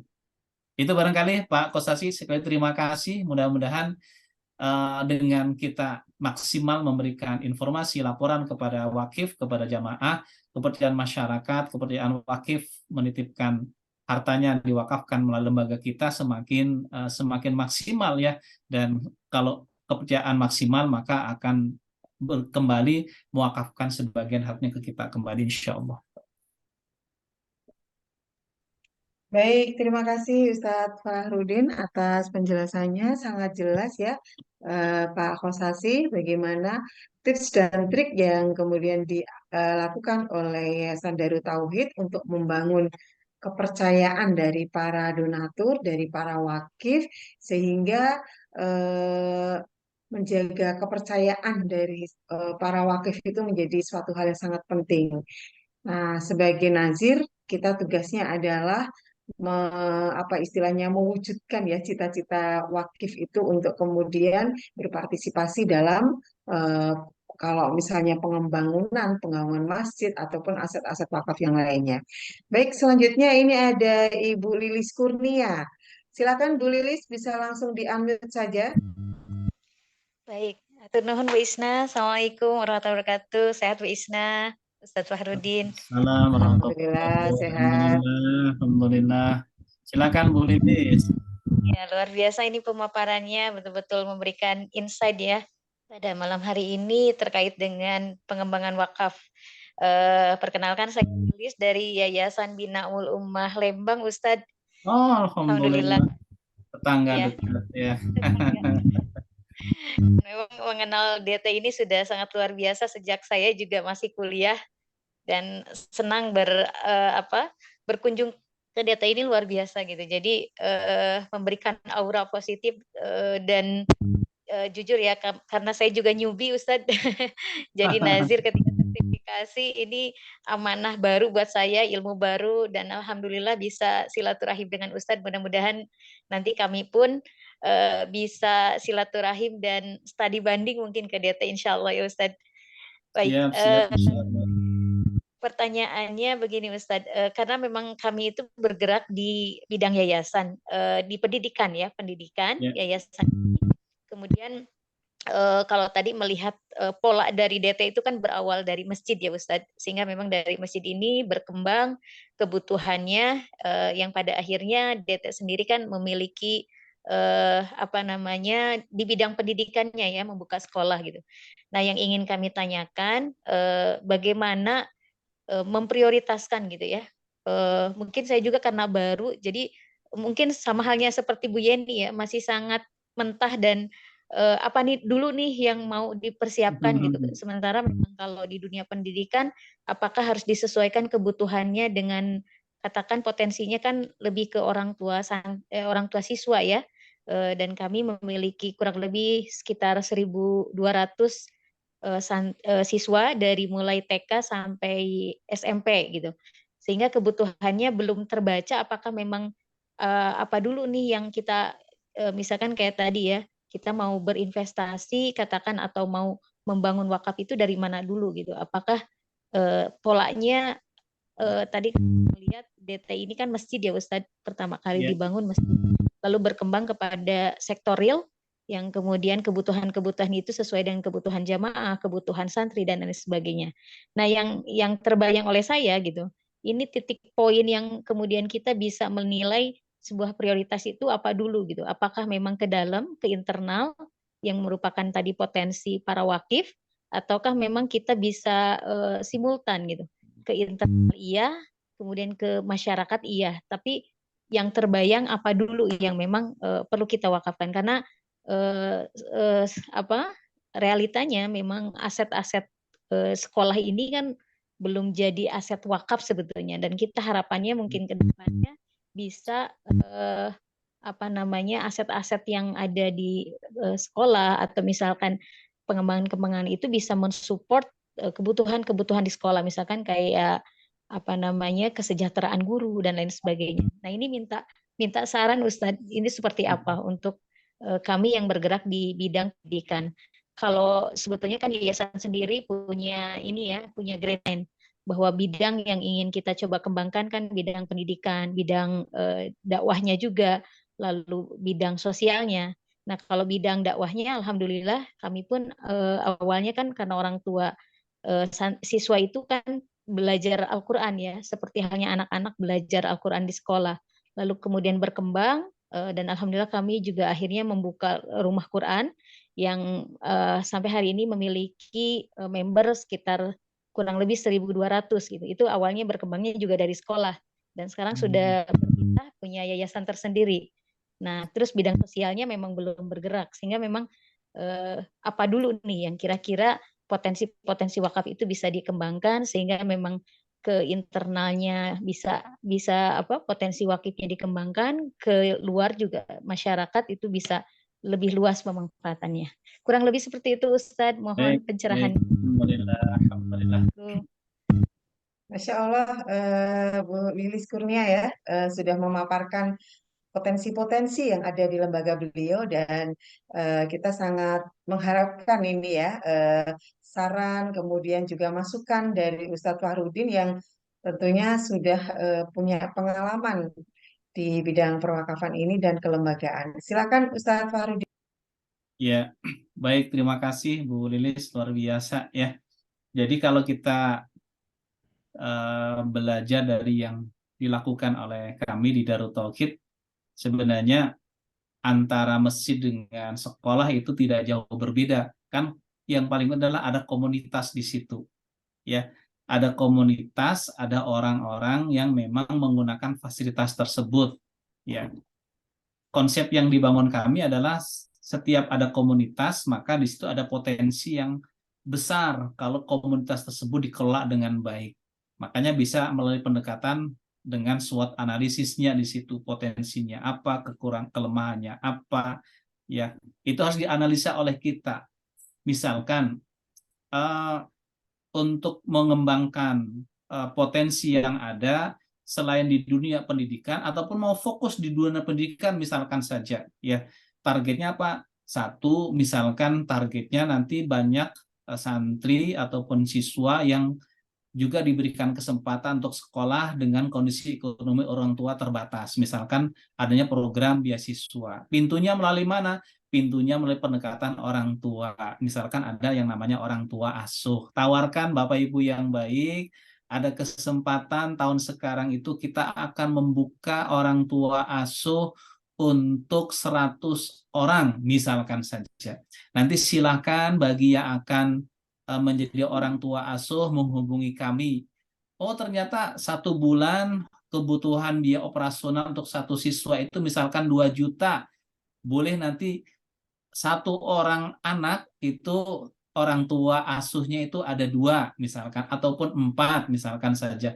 Ini sederhana tetapi ternyata dampaknya luar biasa. Kita bisa memberikan kesempatan kepada anak-anak khususnya di wilayah zona inti sekitar yayasan, sekitar sekolah untuk bisa belajar di situ. Karena kadang-kadang tetangga yang ada di samping lembaga kita, mereka tidak bisa menyekolahkan anaknya di sekolah kita. Kenapa? Karena secara ekonominya mereka terbatas. Sementara lembaga kita anggaran untuk memberikan beasiswa juga masih sangat terbatas, misalkan saja. Maka kita bisa menggunakan pendekatan melalui orang tua asuh, ya.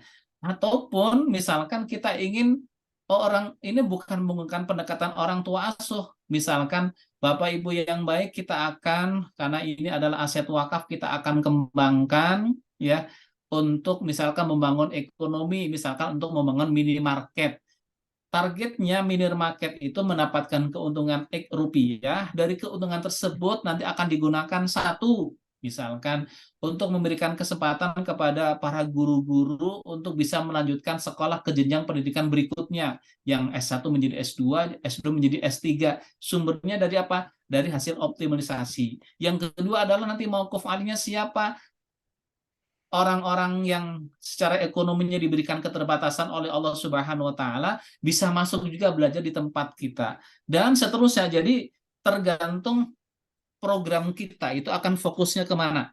Kalau fokusnya di dunia pendidikan, berarti semua muaranya adalah bagaimana meningkatkan kualitas pendidikan di sekolah tersebut. Melalui gurunya, banyak orang yang mendapatkan manfaatnya, infrastrukturnya, pendekatan-pendekatan bagaimana optimalkan. Kalau berbicara 1.200 santri, siswa ini sebenarnya sudah satu potensi yang sangat besar ya.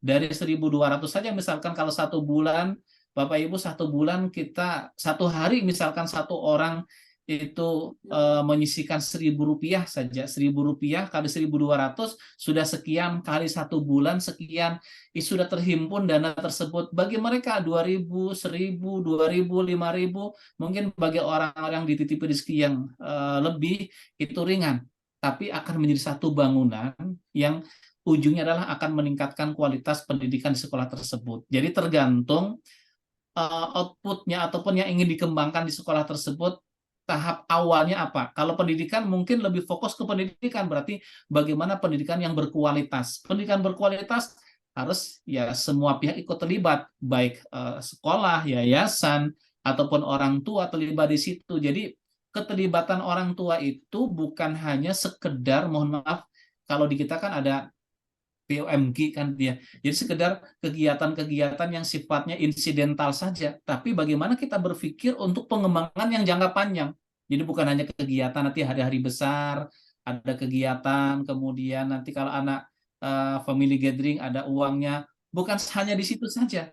Itu masalah yang sangat sederhana kan begitu. Tapi yang masalah yang paling besar adalah bagaimana dipikirkan bersama untuk pengembangan sekolah jangka panjang. Kualitas gurunya, infrastruktur sekolahnya, fasilitas pendukungnya, itu harus dipikirkan bersama-sama. Dengan pendekatan-pendekatan seperti itu, saya kira ini menjadi jalan pertolongan dari Allah. Mudah-mudahan sekolah semakin berkualitas. Kalau misalkan akan menyentuh wilayah, misalkan pengembangan oleh pengembangan ekonomi, aset wakafnya dikembangkan. Diharapkan memang kalau berbicara nadir, berarti ruang lingkupnya adalah mengelola aset wakaf. Kalau sekarang fasilitas, sarana, ataupun bangunan tempat tersebut belum menjadi wakaf, mungkin perlu kita usulkan bagaimana caranya supaya menjadi wakaf akan lebih baik. Kenapa? Ya secara nilai di sisi Allah pasti akan berbeda ya kalau sudah diwakafkan, karena sudah menjadi milik Allah dan dikelola oleh kita sebagai nadirnya. Dan kalau dikelola dengan maksimal, dengan profesional, maka insya Allah ya kita tidak kalah pahalanya dengan orang yang berwakaf itu sendiri. Jadi tergantung ya arahnya Ibu Lilis ya, kita arahnya kemana. Iya, tercerahkan insya Allah. Jazakallah khair Ustaz. Alhamdulillah, alhamdulillah. Mudah-mudahan berkah insya Allah. Jadi nanti mungkin sharing lah boleh, karena Lembang kan dekat ya, datang ke Darut Tauhid, ataupun mungkin nanti kita ada waktu khusus untuk diskusi, karena saya belum kebayang potret di sana seperti apa, potensi-potensi yang memang bisa dikembangkan. Harus ada ya analisa di lapangan seperti apa. Ada mudah-mudahan bisa lebih maksimal kalau ada analisis SWOT yang dilakukan ya. baik Ustaz. Mohon izin nanti mungkin minta kontak Ustaz. Boleh nanti nomor HP saya boleh di save ya bagi Bapak Ibu yang memang membutuhkan informasi, boleh. Tapi kalau tidak langsung dijawab, kalau pertanyaannya panjang, mohon maaf ya, kadang-kadang pertanyaan panjang sekali kan begitu. Tidak bisa langsung dijawab saat itu, butuh waktu insya Allah. Baik, silakan Bangga. Baik, terima kasih Ustadz Farudin atas pencerahannya dan juga terima kasih Ibu Lilis Kurnia atas pertanyaannya yang tentunya ini juga mungkin menjadi pertanyaan dari peserta yang lainnya. Silakan Bapak Ibu, kita masih ada waktu untuk sesi tanya jawabnya. Mungkin dari Bapak Ibu yang lain ada yang mau ditanyakan. Boleh bertanya melalui chat Zoom juga ya, Bapak Ibu. Mungkin kalau ada kendala di audio atau kendala di eh, videonya, Bapak Ibu bisa menuliskan pertanyaannya di chat Zoom dan bisa langsung juga untuk bertanya. Baik, silakan Bu Yeni. Ini mungkin tadi sempat ketinggal ya pertanyaannya ya Bun ya. Silakan Bun. Mohon maaf Ustadz, saya sebetulnya ini tuh pertanyaan yang dari kemarin tuh sedang saya cari-cari jawaban gitu ya. Nah, saya tuh sempat pernah baca saat terkait dengan pengelolaan zakat. Nah, jadi dulu saya tuh selama 2 tahun terakhir itu, gitu ya, saya tuh seringkali dititipin zakat mal dari murid-murid saya saat gitu. Iya. Terus saya pernah baca jurnal bahwa dari zakat itu bisa digunakan untuk operasional yayasan gitu ya. Nah, jadi saya waktu ketika saya perintisan yayasan itu saya agak kebingungan gitu karena kan gini, saya aset ada gitu. Tapi buat gaji guru, karyawan tuh saya nggak punya karena saya nggak punya donatur yang sifatnya teknis gitu kan. Nah, kebetulan di tahun yang pertama gitu, saya mendapatkan amanah zakat mal itu 10 juta, Ustaz. Nah, 10 juta itu akhirnya saya simpan. Nah, kemudian ketika rumah Qur'annya berjalan, ini kan saya ada guru, ada TU gitu ya, kemudian ada OB gitu ya. Nah, ini saya menggunakan gaji karyawan itu saya ambil dari uang zakat itu gitu. Itu boleh nggak sih, Ustaz? Gitu. Nah, karena kan dari infak yang dikumpulkan yang 50.000 kan kebetulan karena muridnya juga masih sangat terbatas gitu, Ustaz. Nah, jadi infak-infak yang saya kumpulkan itu saya gunakan untuk kebutuhan misalkan kayak listrik kayak gitu. Jadi untuk gajinya saya ambil dari zakat yang dititipkan tadi. Ya, mohon pencerahannya bisa. Ya, baik. Silakan Ya, Ustaz, bisa langsung. Alhamdulillah. Ya. Baik, terima kasih Bu Yani. Jadi pertama kalau berbicara tentang zakat, tadi kan bahasnya titipan dari anak-anak ya. Kalau titipan dari anak-anak, apakah memang akadnya itu zakat mal dari orang tuanya yang kemudian dititipkan kepada anak untuk disampaikan kepada yayasan, ataupun uang yang memang tabungannya anak-anak kemudian diberikan kepada yayasan sebagai zakat mal ya. Karena memang harus jelas. Kenapa Menurut harus saya jelas? orang tua, Ustaz. Jadi kebetulan saya tuh guru tahsin, muridnya ibu-ibu dan Oh, lansia. ibu-ibu. Oh, iya. Jadi, Betul. Ya, berarti zakat ya, ini ya zakat ya, mal, jadi, betul. Ya. nah kalau dulu Baik. Ustaz, waktu saya belum punya yayasan, gitu ya, itu biasanya murid saya itu suka, Mbak ini ada jatah zakat mal buat Mbak ini, gitu kan. Iya, Nah, iya, tapi iya, ketika iya. saya mengelola yayasan, saya agak takut-takut nih, karena kan wah ternyata mulai besar gitu kan sampai kisaran 10 juta gitu kan. Biasanya kalau dulu paling nggak sejuta gitu ya, mungkin karena dianggapnya sebagai fisabilillah gitu ya, Ustaz. Nah, jadi Betul. menurut saya suka ada yang nitipin. Nah, cuman ketika konteksnya saya mengelola yayasan, nah saya pikir wah jangan-jangan ibu-ibu itu menitipkan zakatnya karena saya yayasan gitu kan. Jadi nah itu gitu, Ustaz. Ya, baik.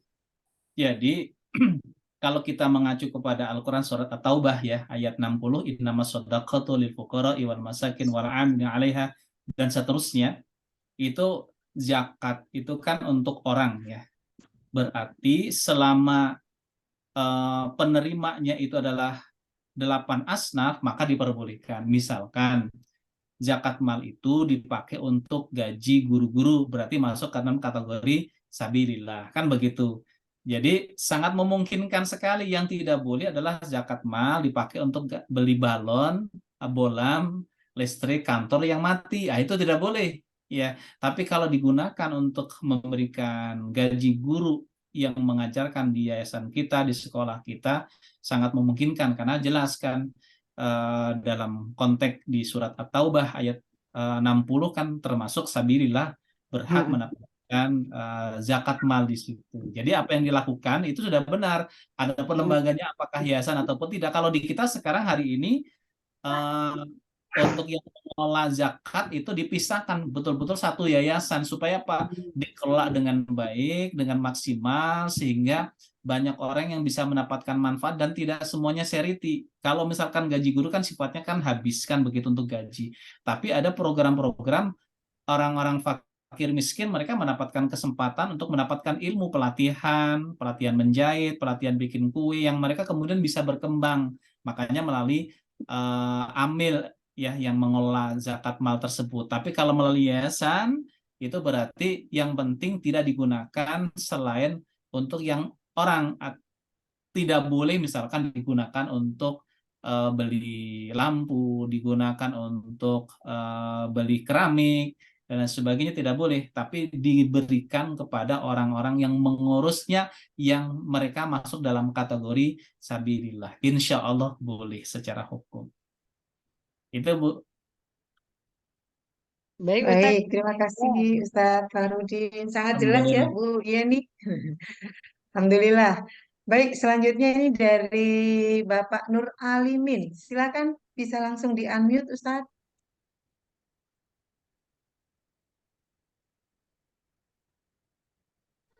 Silakan. Alhamdulillah. Bismillah. Assalamualaikum warahmatullahi wabarakatuh. Waalaikumsalam warahmatullahi wabarakatuh. Sebelumnya perkenalkan dulu, nama saya Nur Alimin, Pak Ustadz. Saya dari Yayasan Al-Furqon di Brebes, Pak. Alhamdulillah. Dan sebelumnya saya mohon maaf ini telat tadi terkendala sinyal. Alhamdulillah sekarang sudah bisa bergabung. Dan ini saya baru mengikuti Zoom Meet ini, Pak. Sebelumnya mungkin pernah, tapi saya ini baru. Sebenarnya saya banyak sekali pertanyaan, Pak, karena maaf saja masih sedikit ilmu saya tentang wakaf.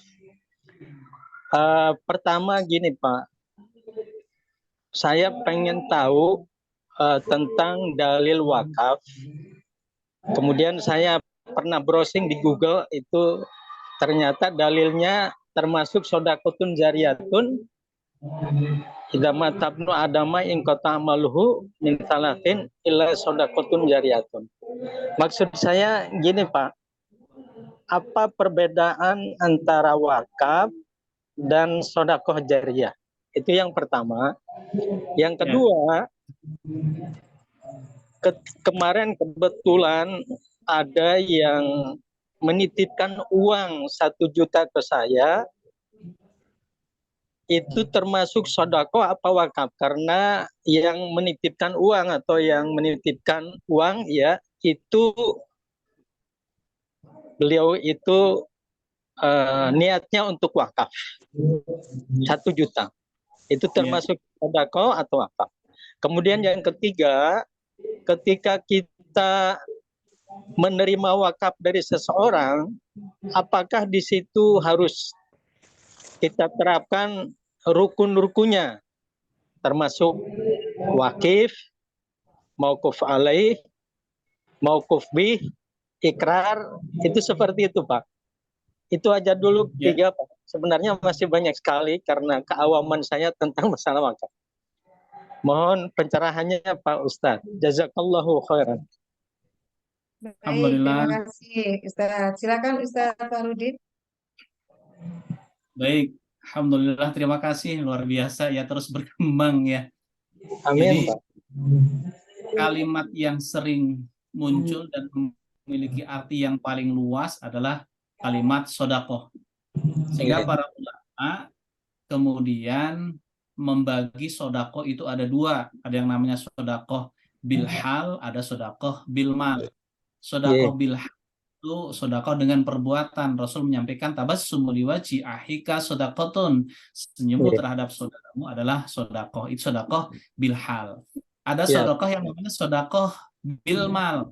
Sodakoh dengan harta. Sodakoh Ya. dengan harta ada dua. Ada yang wajib, ada yang sunnah. Apa yang termasuk sodakoh wajib? Nafaqatu zauj li zaujiha. Pemberian nafkah seorang suami kepada istri adalah sodakoh wajib. Kemudian nadar itu sodakoh wajib. Zakat itu sodakoh wajib.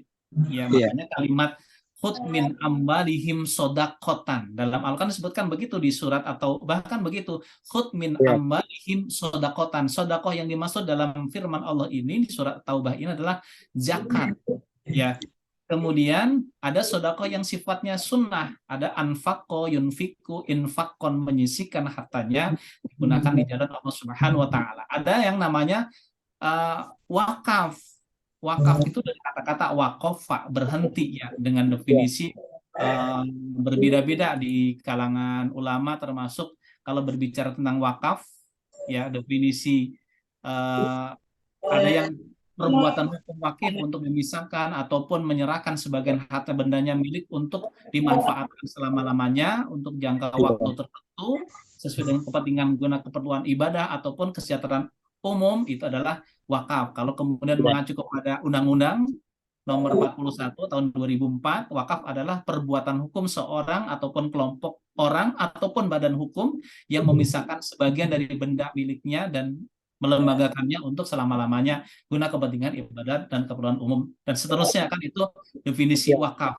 Nah, pertanyaan adalah apakah yang apa beda antara wakaf dengan sedekah jariyah? Kalau kita mengacu kepada hadis ya, idza mata ibnu Adam, ini hadisnya sahih riwayat Imam Muslim dari Abu Hurairah anna Rasulullah SAW qala idza mata ibnu Adam in qata'anu amalu ila min salasin sadaqatin jariyatin aw ilmin yuntafa'u bi awwaladin shalihin yad'ulah.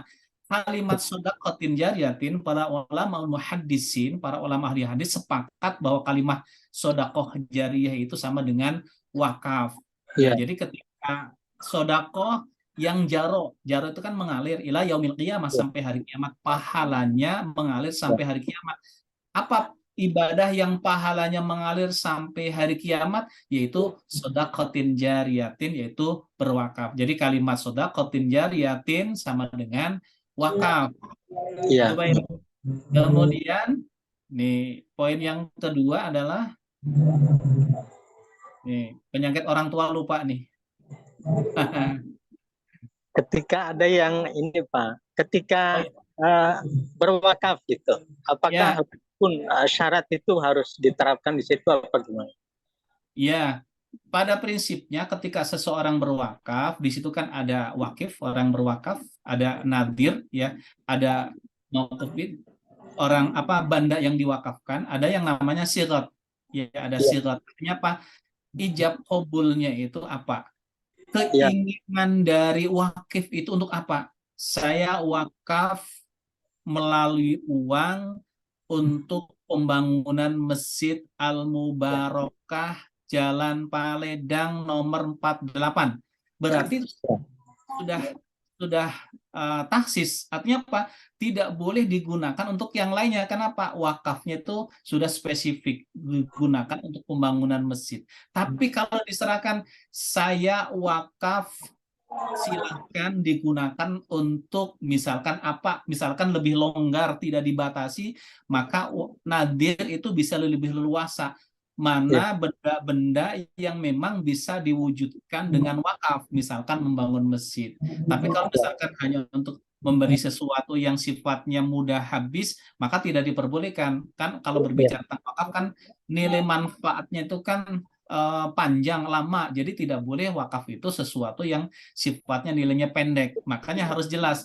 Kalau itu akadnya wakaf, maka kewajiban kita sebagai nadir harus menjaga dengan sebaik-baiknya. Kan tanggung jawab nadir adalah mengadministrasikan, itu kewajiban pertama, bagaimana legalitasnya, bagaimana pencatatannya harus jelas, supaya apa?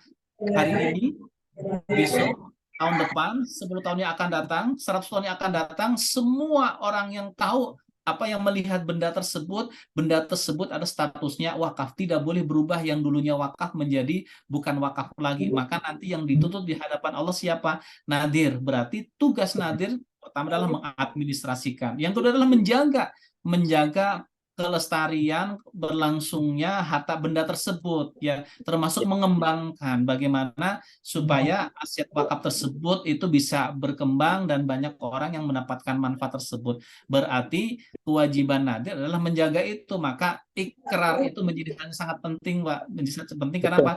Karena dari ikrar tersebut kita nadir tahu apa yang diinginkan oleh yang berwakaf. Kalau tidak adanya ikrar tersebut, kami bingung ini dipakai untuk apa dan apa yang harus kami lakukan dengan benda tersebut. Ketika uang 1 juta, ini akadnya apa nih? Untuk wakaf, ya, karena kita sekarang sedang membangun masjid, berarti ikrarnya adalah wakaf untuk pembangunan masjid, berarti wakaf melalui uang. Tapi kalau misalkan tidak ada ikrar, ya bisa jadi itu berupa infak biasa, yang itu tidak, perlakuan kita itu pasti berbeda dengan kalau itu ikrarnya wakaf.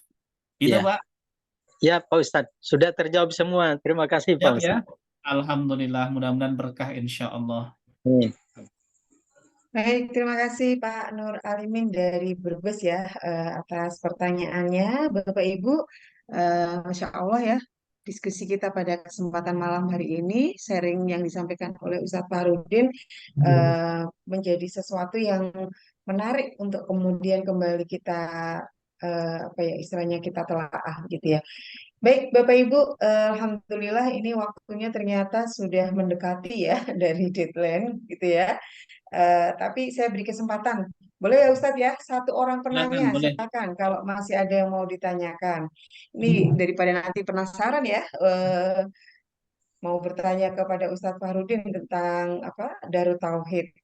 Silakan Bapak Ibu, satu pertanyaan bisa via chat Zoom atau raise hand.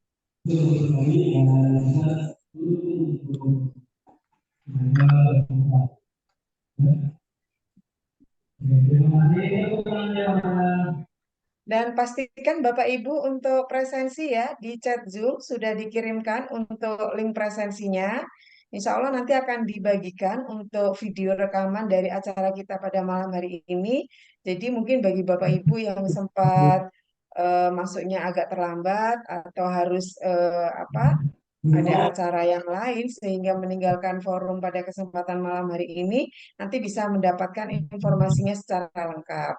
Pastikan Bapak Ibu semuanya untuk presensi ya. Baik, Ustadz Fahrudin, sepertinya ini sudah cukup jelas ya, begitu sehingga Alhamdulillah. Alhamdulillah ya, Bapak Ibu yang lain, Ustadz dan Ustadzah yang lain juga mungkin sudah apa istilahnya mendapatkan ya apa yang diinginkan dari acara kita pada kesempatan malam hari ini. Baik, Ustadz, sebelum kita tutup. Ada lagi nih, Pak, yang tadi. Oh ya, baik. Ini dari Bapak Nurul Hadi. Silakan, Bapak Nurul, silakan Pak Nurul. silakan Bapak bisa langsung di-unmute.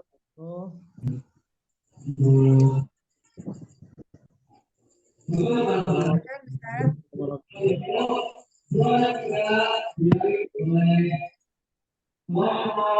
Ustaz.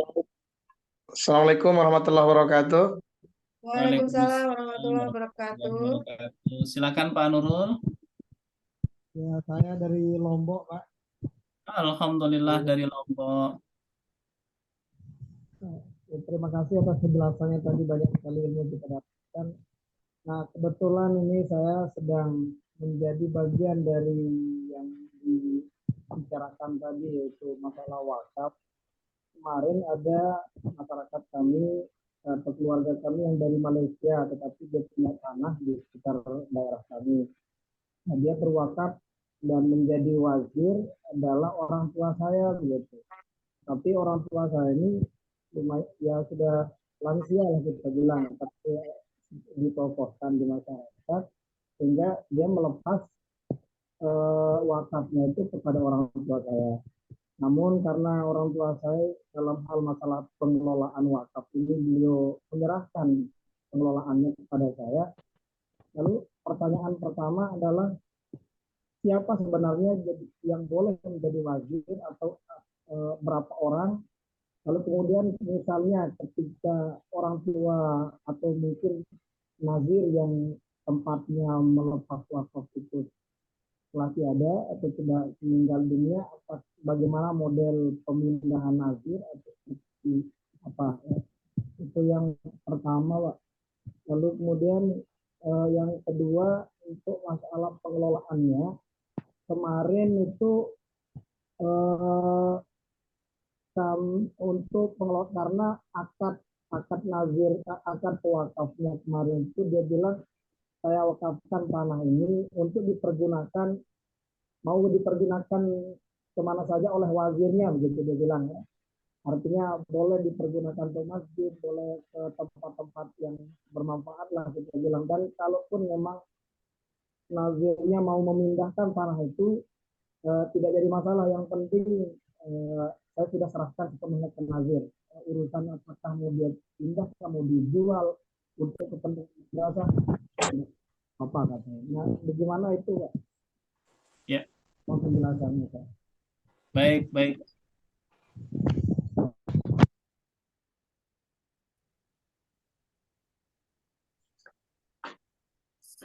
Ya, baik. Terima kasih Pak. Siapa tadi? Pak Nur ya, Pak Nur. Nurul Hadi, Pak Ustadz, Pak Nurul Hadi dari Lombok, Ustadz. Dari Lombok. Alhamdulillah, terima kasih. Subhanallah. Pertama adalah terkait dengan nadir. Pada prinsipnya adalah nadir itu bisa nadirnya perorangan ataupun juga bisa juga nadirnya adalah yang berbadan hukum. Misalkan di sana ada yayasan, yaitu diperbolehkan. Secara prinsip siapapun sesungguhnya berhak untuk menjadi nadir. Hanya karena nadir itu memang amanahnya berat, sehingga orang yang diberi amanah tersebut, orang yang memang sanggup untuk mengelola aset-aset tersebut. Jangan sampai yang menjadi nadir, yang memang tidak punya kemampuan untuk mengelola aset tersebut, sehingga asetnya jadi tidak bermanfaat, ya, tidak bermanfaat dan tidak menebarkan manfaat untuk sebanyak-banyaknya hamba Allah. Kan prinsipnya kan hasil wakaf itu produktifnya itu orang yang berwakaf itu dapat pahala dua. Satu, pahala ketika dia berwakaf. Aset wakaf itu digunakan ataupun belum, maka orang yang berwakaf itu dapat pahalanya. Pahala yang kedua adalah ketika aset wakaf itu sudah digunakan. Ya, ketika aset wakaf digunakan untuk misalkan menghafal Al-Quran, maka orang yang berwakaf tadi selain dapat pahala berwakaf, dia juga dapat pahala ketika aset wakaf itu digunakan untuk beribadah kepada Allah. Sehingga nanti di akhirat ada orang yang terheran, ya Allah, saya belum hafal Al-Quran 30 juz, kenapa kok saya dikumpulkan bersama dengan orang-orang yang hafal Al-Quran 30 juz? Kata Allah, kamu dulu menyiapkan fasilitas sarana untuk anak-anak, sehingga anak-anak tersebut bisa hafal Al-Quran 30 juz, syariatnya kamu siapkan tempat dan fasilitas sarananya. Mandala ala khairin falahu mislu ajri fa'ilihi min ghairi ayyan kusahu. Secara prinsip seperti itu. Yang pertama, bahwa siapapun berhak menjadi nadir, bisa menjadi nadir, hanya karena di sana ada kapasitas ilmu yang memang harus dimiliki oleh seorang nadir, berarti walaupun siapa saja bisa menjadi nadir, tetap upayakan yang menjadi nadir adalah orang yang punya kemampuan dan yang punya keinginan untuk memamurkan aset wakaf tersebut. Ketika tidak bisa, maka ataupun mungkin tidak memungkinkan, waktunya itu tidak memungkinkan nih, mungkin secara ilmu bisa, tapi waktunya tidak memungkinkan karena ada tugas-tugas yang tidak bisa ditinggalkan. Sementara aset wakaf tersebut harus dikelola dengan baik. Maka kalau terjadi seperti itu bisa dialihkan kepada nadir yang lainnya, misalkan melalui pengadilan ataupun kantor urusan agama. Ya, prosesnya seperti itu. Kalau sudah sertifikatnya wakaf, nadirnya sudah jelas dan lain sebagainya, maka legalitas diurus melalui apa? Melalui Kementerian Agama. Di sana ada yang namanya proses alih nadir. yang tadinya nadirnya A, kemudian berubah nadirnya menjadi nadir B. Itu bisa dilakukan di kantor urusan agama. Insya Allah kalau misalkan, oh dulu orang tua saya itu sebagai nadir, tapi dengan kesibukan beliau tidak bisa melaksanakan fungsi sebagai nadir secara maksimal, dan beliau mengamanahkan kepada saya untuk menjadi nadir berikutnya ataupun alih nadir saya yang diamanai itu, dan wakifnya juga setuju, maka kemudian diproses di pengadilan agama, di sana akan proses alih nadirnya, namanya nadirnya diganti, wakifnya tetap, akadnya kalau akadnya tadi lebih leluasa itu lebih nyaman. Misalkan saya wakaf tanah ini silahkan mau digunakan untuk apa saja, silahkan, berarti nadir itu bisa lebih leluasa untuk mengelola tersebut. Bahkan kalau misalkan ada kalimat, saya wakafkan tanah ini, tapi kalau sekiranya tidak memungkinkan untuk dikelola dengan baik, maka silakan dialihkan ke tempat lain yang bisa dioptimalkan dengan baik. Tetapi catatannya adalah yang diwakafkan kalau seperti itu bukan tanahnya, tapi hasilnya, ya, hasilnya. Jadi proses itu misalkan begini, tanah itu dijual, bahasanya dijual sebenarnya dialihkan, bahasa undang-undang dialihkan, tapi bahasa kita gampangnya dijual. Ya, laku misalkan 1 miliar, maka 1 miliar tersebut itu tidak boleh berkurang sama sekali, harus menjadi aset yang nilainya 1 miliar minimal, boleh lebih. Tapi kalau kurang dari 1 miliar maka tidak diperbolehkan. Dalam fikih-fikihnya seperti itu. Jadi sangat memungkinkan dialihkan di tempat-tempat yang memang bisa lebih maksimal supaya Pak nadir bisa mengolah dengan baik. Kalau misalkan kita dapat tanah, ada seseorang yang mewakafkan tanah di ujung jalan menuju lokasi juga susah, nggak ada kendaraan sampai di lokasi, bahkan jalannya juga hanya jalan setapak, kita kesulitan untuk bisa memakmurkan aset tersebut, maka kita bisa menyampaikan kepada wakif, kami minta izin, misalkan salah satu poinnya adalah bagaimana kalau kemudian aset ini kita alihkan, kita pindahkan ke salah satu tempat di sana yang insya Allah lebih representatif.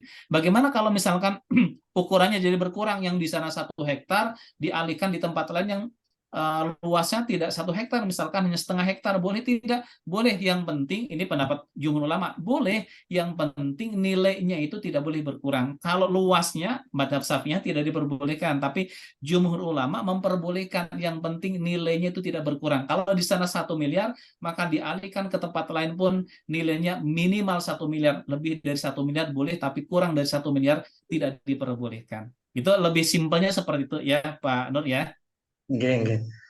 Untuk pemanfaatan ini, Zat, tadi saya sekilas mendengar tidak boleh dimanfaatkan kepada satu hal yang langsung habis begitu.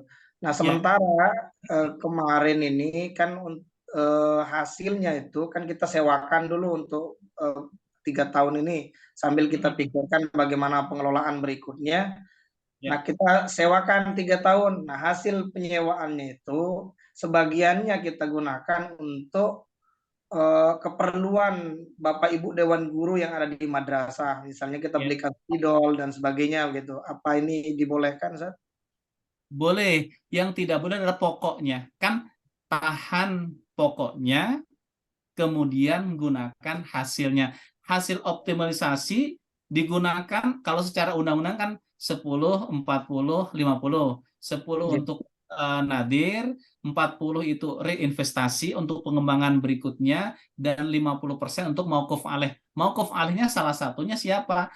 Guru-guru yang ngajar di situ. Itu kan termasuk mauquf alaih. Tetangga yang ada di sekitar situ butuh pelatihan, pengembangan ekonomi, pelatihan keterampilan tertentu. Dari situ adanya boleh tidak? Boleh juga. Kan bedanya zakat dengan hasil optimalisasi wakaf, kalau zakat, mustahik zakatnya itu jelas spesifik. Di sana kan fakir, miskin, itu rata-rata kategori adalah fakir, miskin. Tapi kalau mauquf alaihnya ataupun dari hasil optimalisasi wakaf tersebut, itu orang kaya pun boleh ikut menikmati, kan begitu, dengan strategi-strategi tertentu. Artinya apa? Mereka memang membutuhkan tersebut gitu. Jadi berbeda dengan zakat. Insya Allah kalau digunakan bahkan habis, misalkan dipakai hanya untuk operasional ataupun untuk gaji guru-guru yang ada di situ, berarti asnafnya adalah semuanya hak nadirnya nggak diambil, kan itu reinvestasinya belum dibutuhkan ya. Kemudian semua 100% dipakai untuk untuk sabilillah, untuk pelatihan guru, untuk gaji guru, boleh tidak? Insya Allah diperbolehkan. Sambil nanti bertahap disusun mengacu kepada aturan yang dibuat oleh Badan Wakaf Indonesia 10, 40, 50. Gitu Pak Nurnya. Oke, terima kasih Ustaz, sangat bermanfaat. Alhamdulillah. Baik, terima kasih Pak Nurul Hadi dari Lombok yang sudah bertanya, dan terima kasih Ustadz Farudin atas pertanyaannya. Alhamdulillah, sebelum kita tutup, kita akan mendengarkan closing statement dari Ustadz Farudin terkait tema kita pada kesempatan malam hari ini. Kepada Ustadz Farudin kami persilahkan. Baik, Bapak Ibu yang baik, para ustadz, para guru yang mudah-mudahan dimuliakan oleh Allah. Jadi orang yang sangat beruntung adalah orang yang dipilih oleh Allah menjadi jalan orang lain berbuat kebaikan. Kita yang diberi amanah sebagai seorang nadir ataupun mungkin calon nadir, ini adalah ladang amal yang sangat luar biasa. Ya, kita akan dicukupi oleh Allah, akan dibimbing oleh Allah, akan dilindungi oleh Allah Subhanahu wa taala, karena cita-cita kita adalah ingin menebarkan manfaat untuk sebanyak-banyaknya hamba Allah. Khairun nas anfa'uhum linnas, sebaik-baik manusia adalah manusia yang paling banyak memberikan manfaat untuk orang lain. Mudah-mudahan dengan amanah kita sebagai seorang nadir ataupun calon seorang nadir ya, ataupun mungkin sebagian kita sebagai wakif, mudah-mudahan ini jadi jalan pertolongan dari Allah Subhanahu wa taala. Allah akan melindungi kita, memberikan kemudahan kepada kita. Allah sehatkan lahir batin kita sehingga kita dibimbing oleh Allah, dipilih oleh Allah menjadi jalan orang-orang yang mendapatkan manfaat dari sisa umur kita, dari apapun yang kita lakukan. Terima kasih, mudah-mudahan ada manfaatnya. Segala apa yang disampaikan kelebihannya dari Allah Subhanahu wa taala dan kekurangannya tentu saja dari saya pribadi, dan saya juga mohon maaf yang seikhlas-ikhlasnya. Mudah-mudahan keberkahan akan senantiasa Allah berikan kepada kita semuanya. Terima kasih, mohon maaf. Assalamualaikum warahmatullahi wabarakatuh. Waalaikumsalam Waalaikumsalam warahmatullahi wabarakatuh. Terima kasih kepada Ustadz Farudin yang sudah memberikan closing statement-nya, yang ini kemudian menjadi semangat untuk kita semua untuk senantiasa istiqomah, konsisten, komitmen ya, mengajak orang untuk melakukan kebaikan dengan peran kita sebagai nazir. Dan ini adalah sebuah keberkahan yang harus senantiasa kita jaga, salah satunya dengan cara kita mengikuti forum-forum yang akan selalu meningkatkan semangat kita untuk senantiasa beramal. Baik, terima kasih juga kami sampaikan kepada Bapak Ibu, para ustadz dan ustadzah sekalian yang sudah berkenan hadir di acara sharing inspirasi wakaf pada kesempatan malam hari ini. Marilah forum kita tutup dengan bersama-sama membaca doa penutup majelis. Subhanaka Allahumma bihamdika asyhadu alla ilaha illa anta astaghfiruka wa atubu ilaik. Billahi taufiq wal hidayah. Wassalamualaikum warahmatullahi wabarakatuh.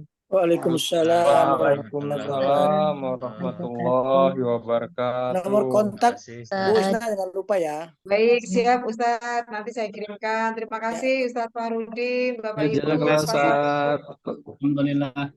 Makasih semuanya. Mohon maaf lahir batin. Mudah-mudahan kita dibimbing oleh Allah semuanya. Amin. Amin. Terima kasih Ustaz. Amin. Terima kasih Ustaz. Terima kasih Ustaz. Syukur Ustaz, izin live. Alhamdulillah. Ustaz Eko, apa kabar? Alhamdulillah. Lanjut.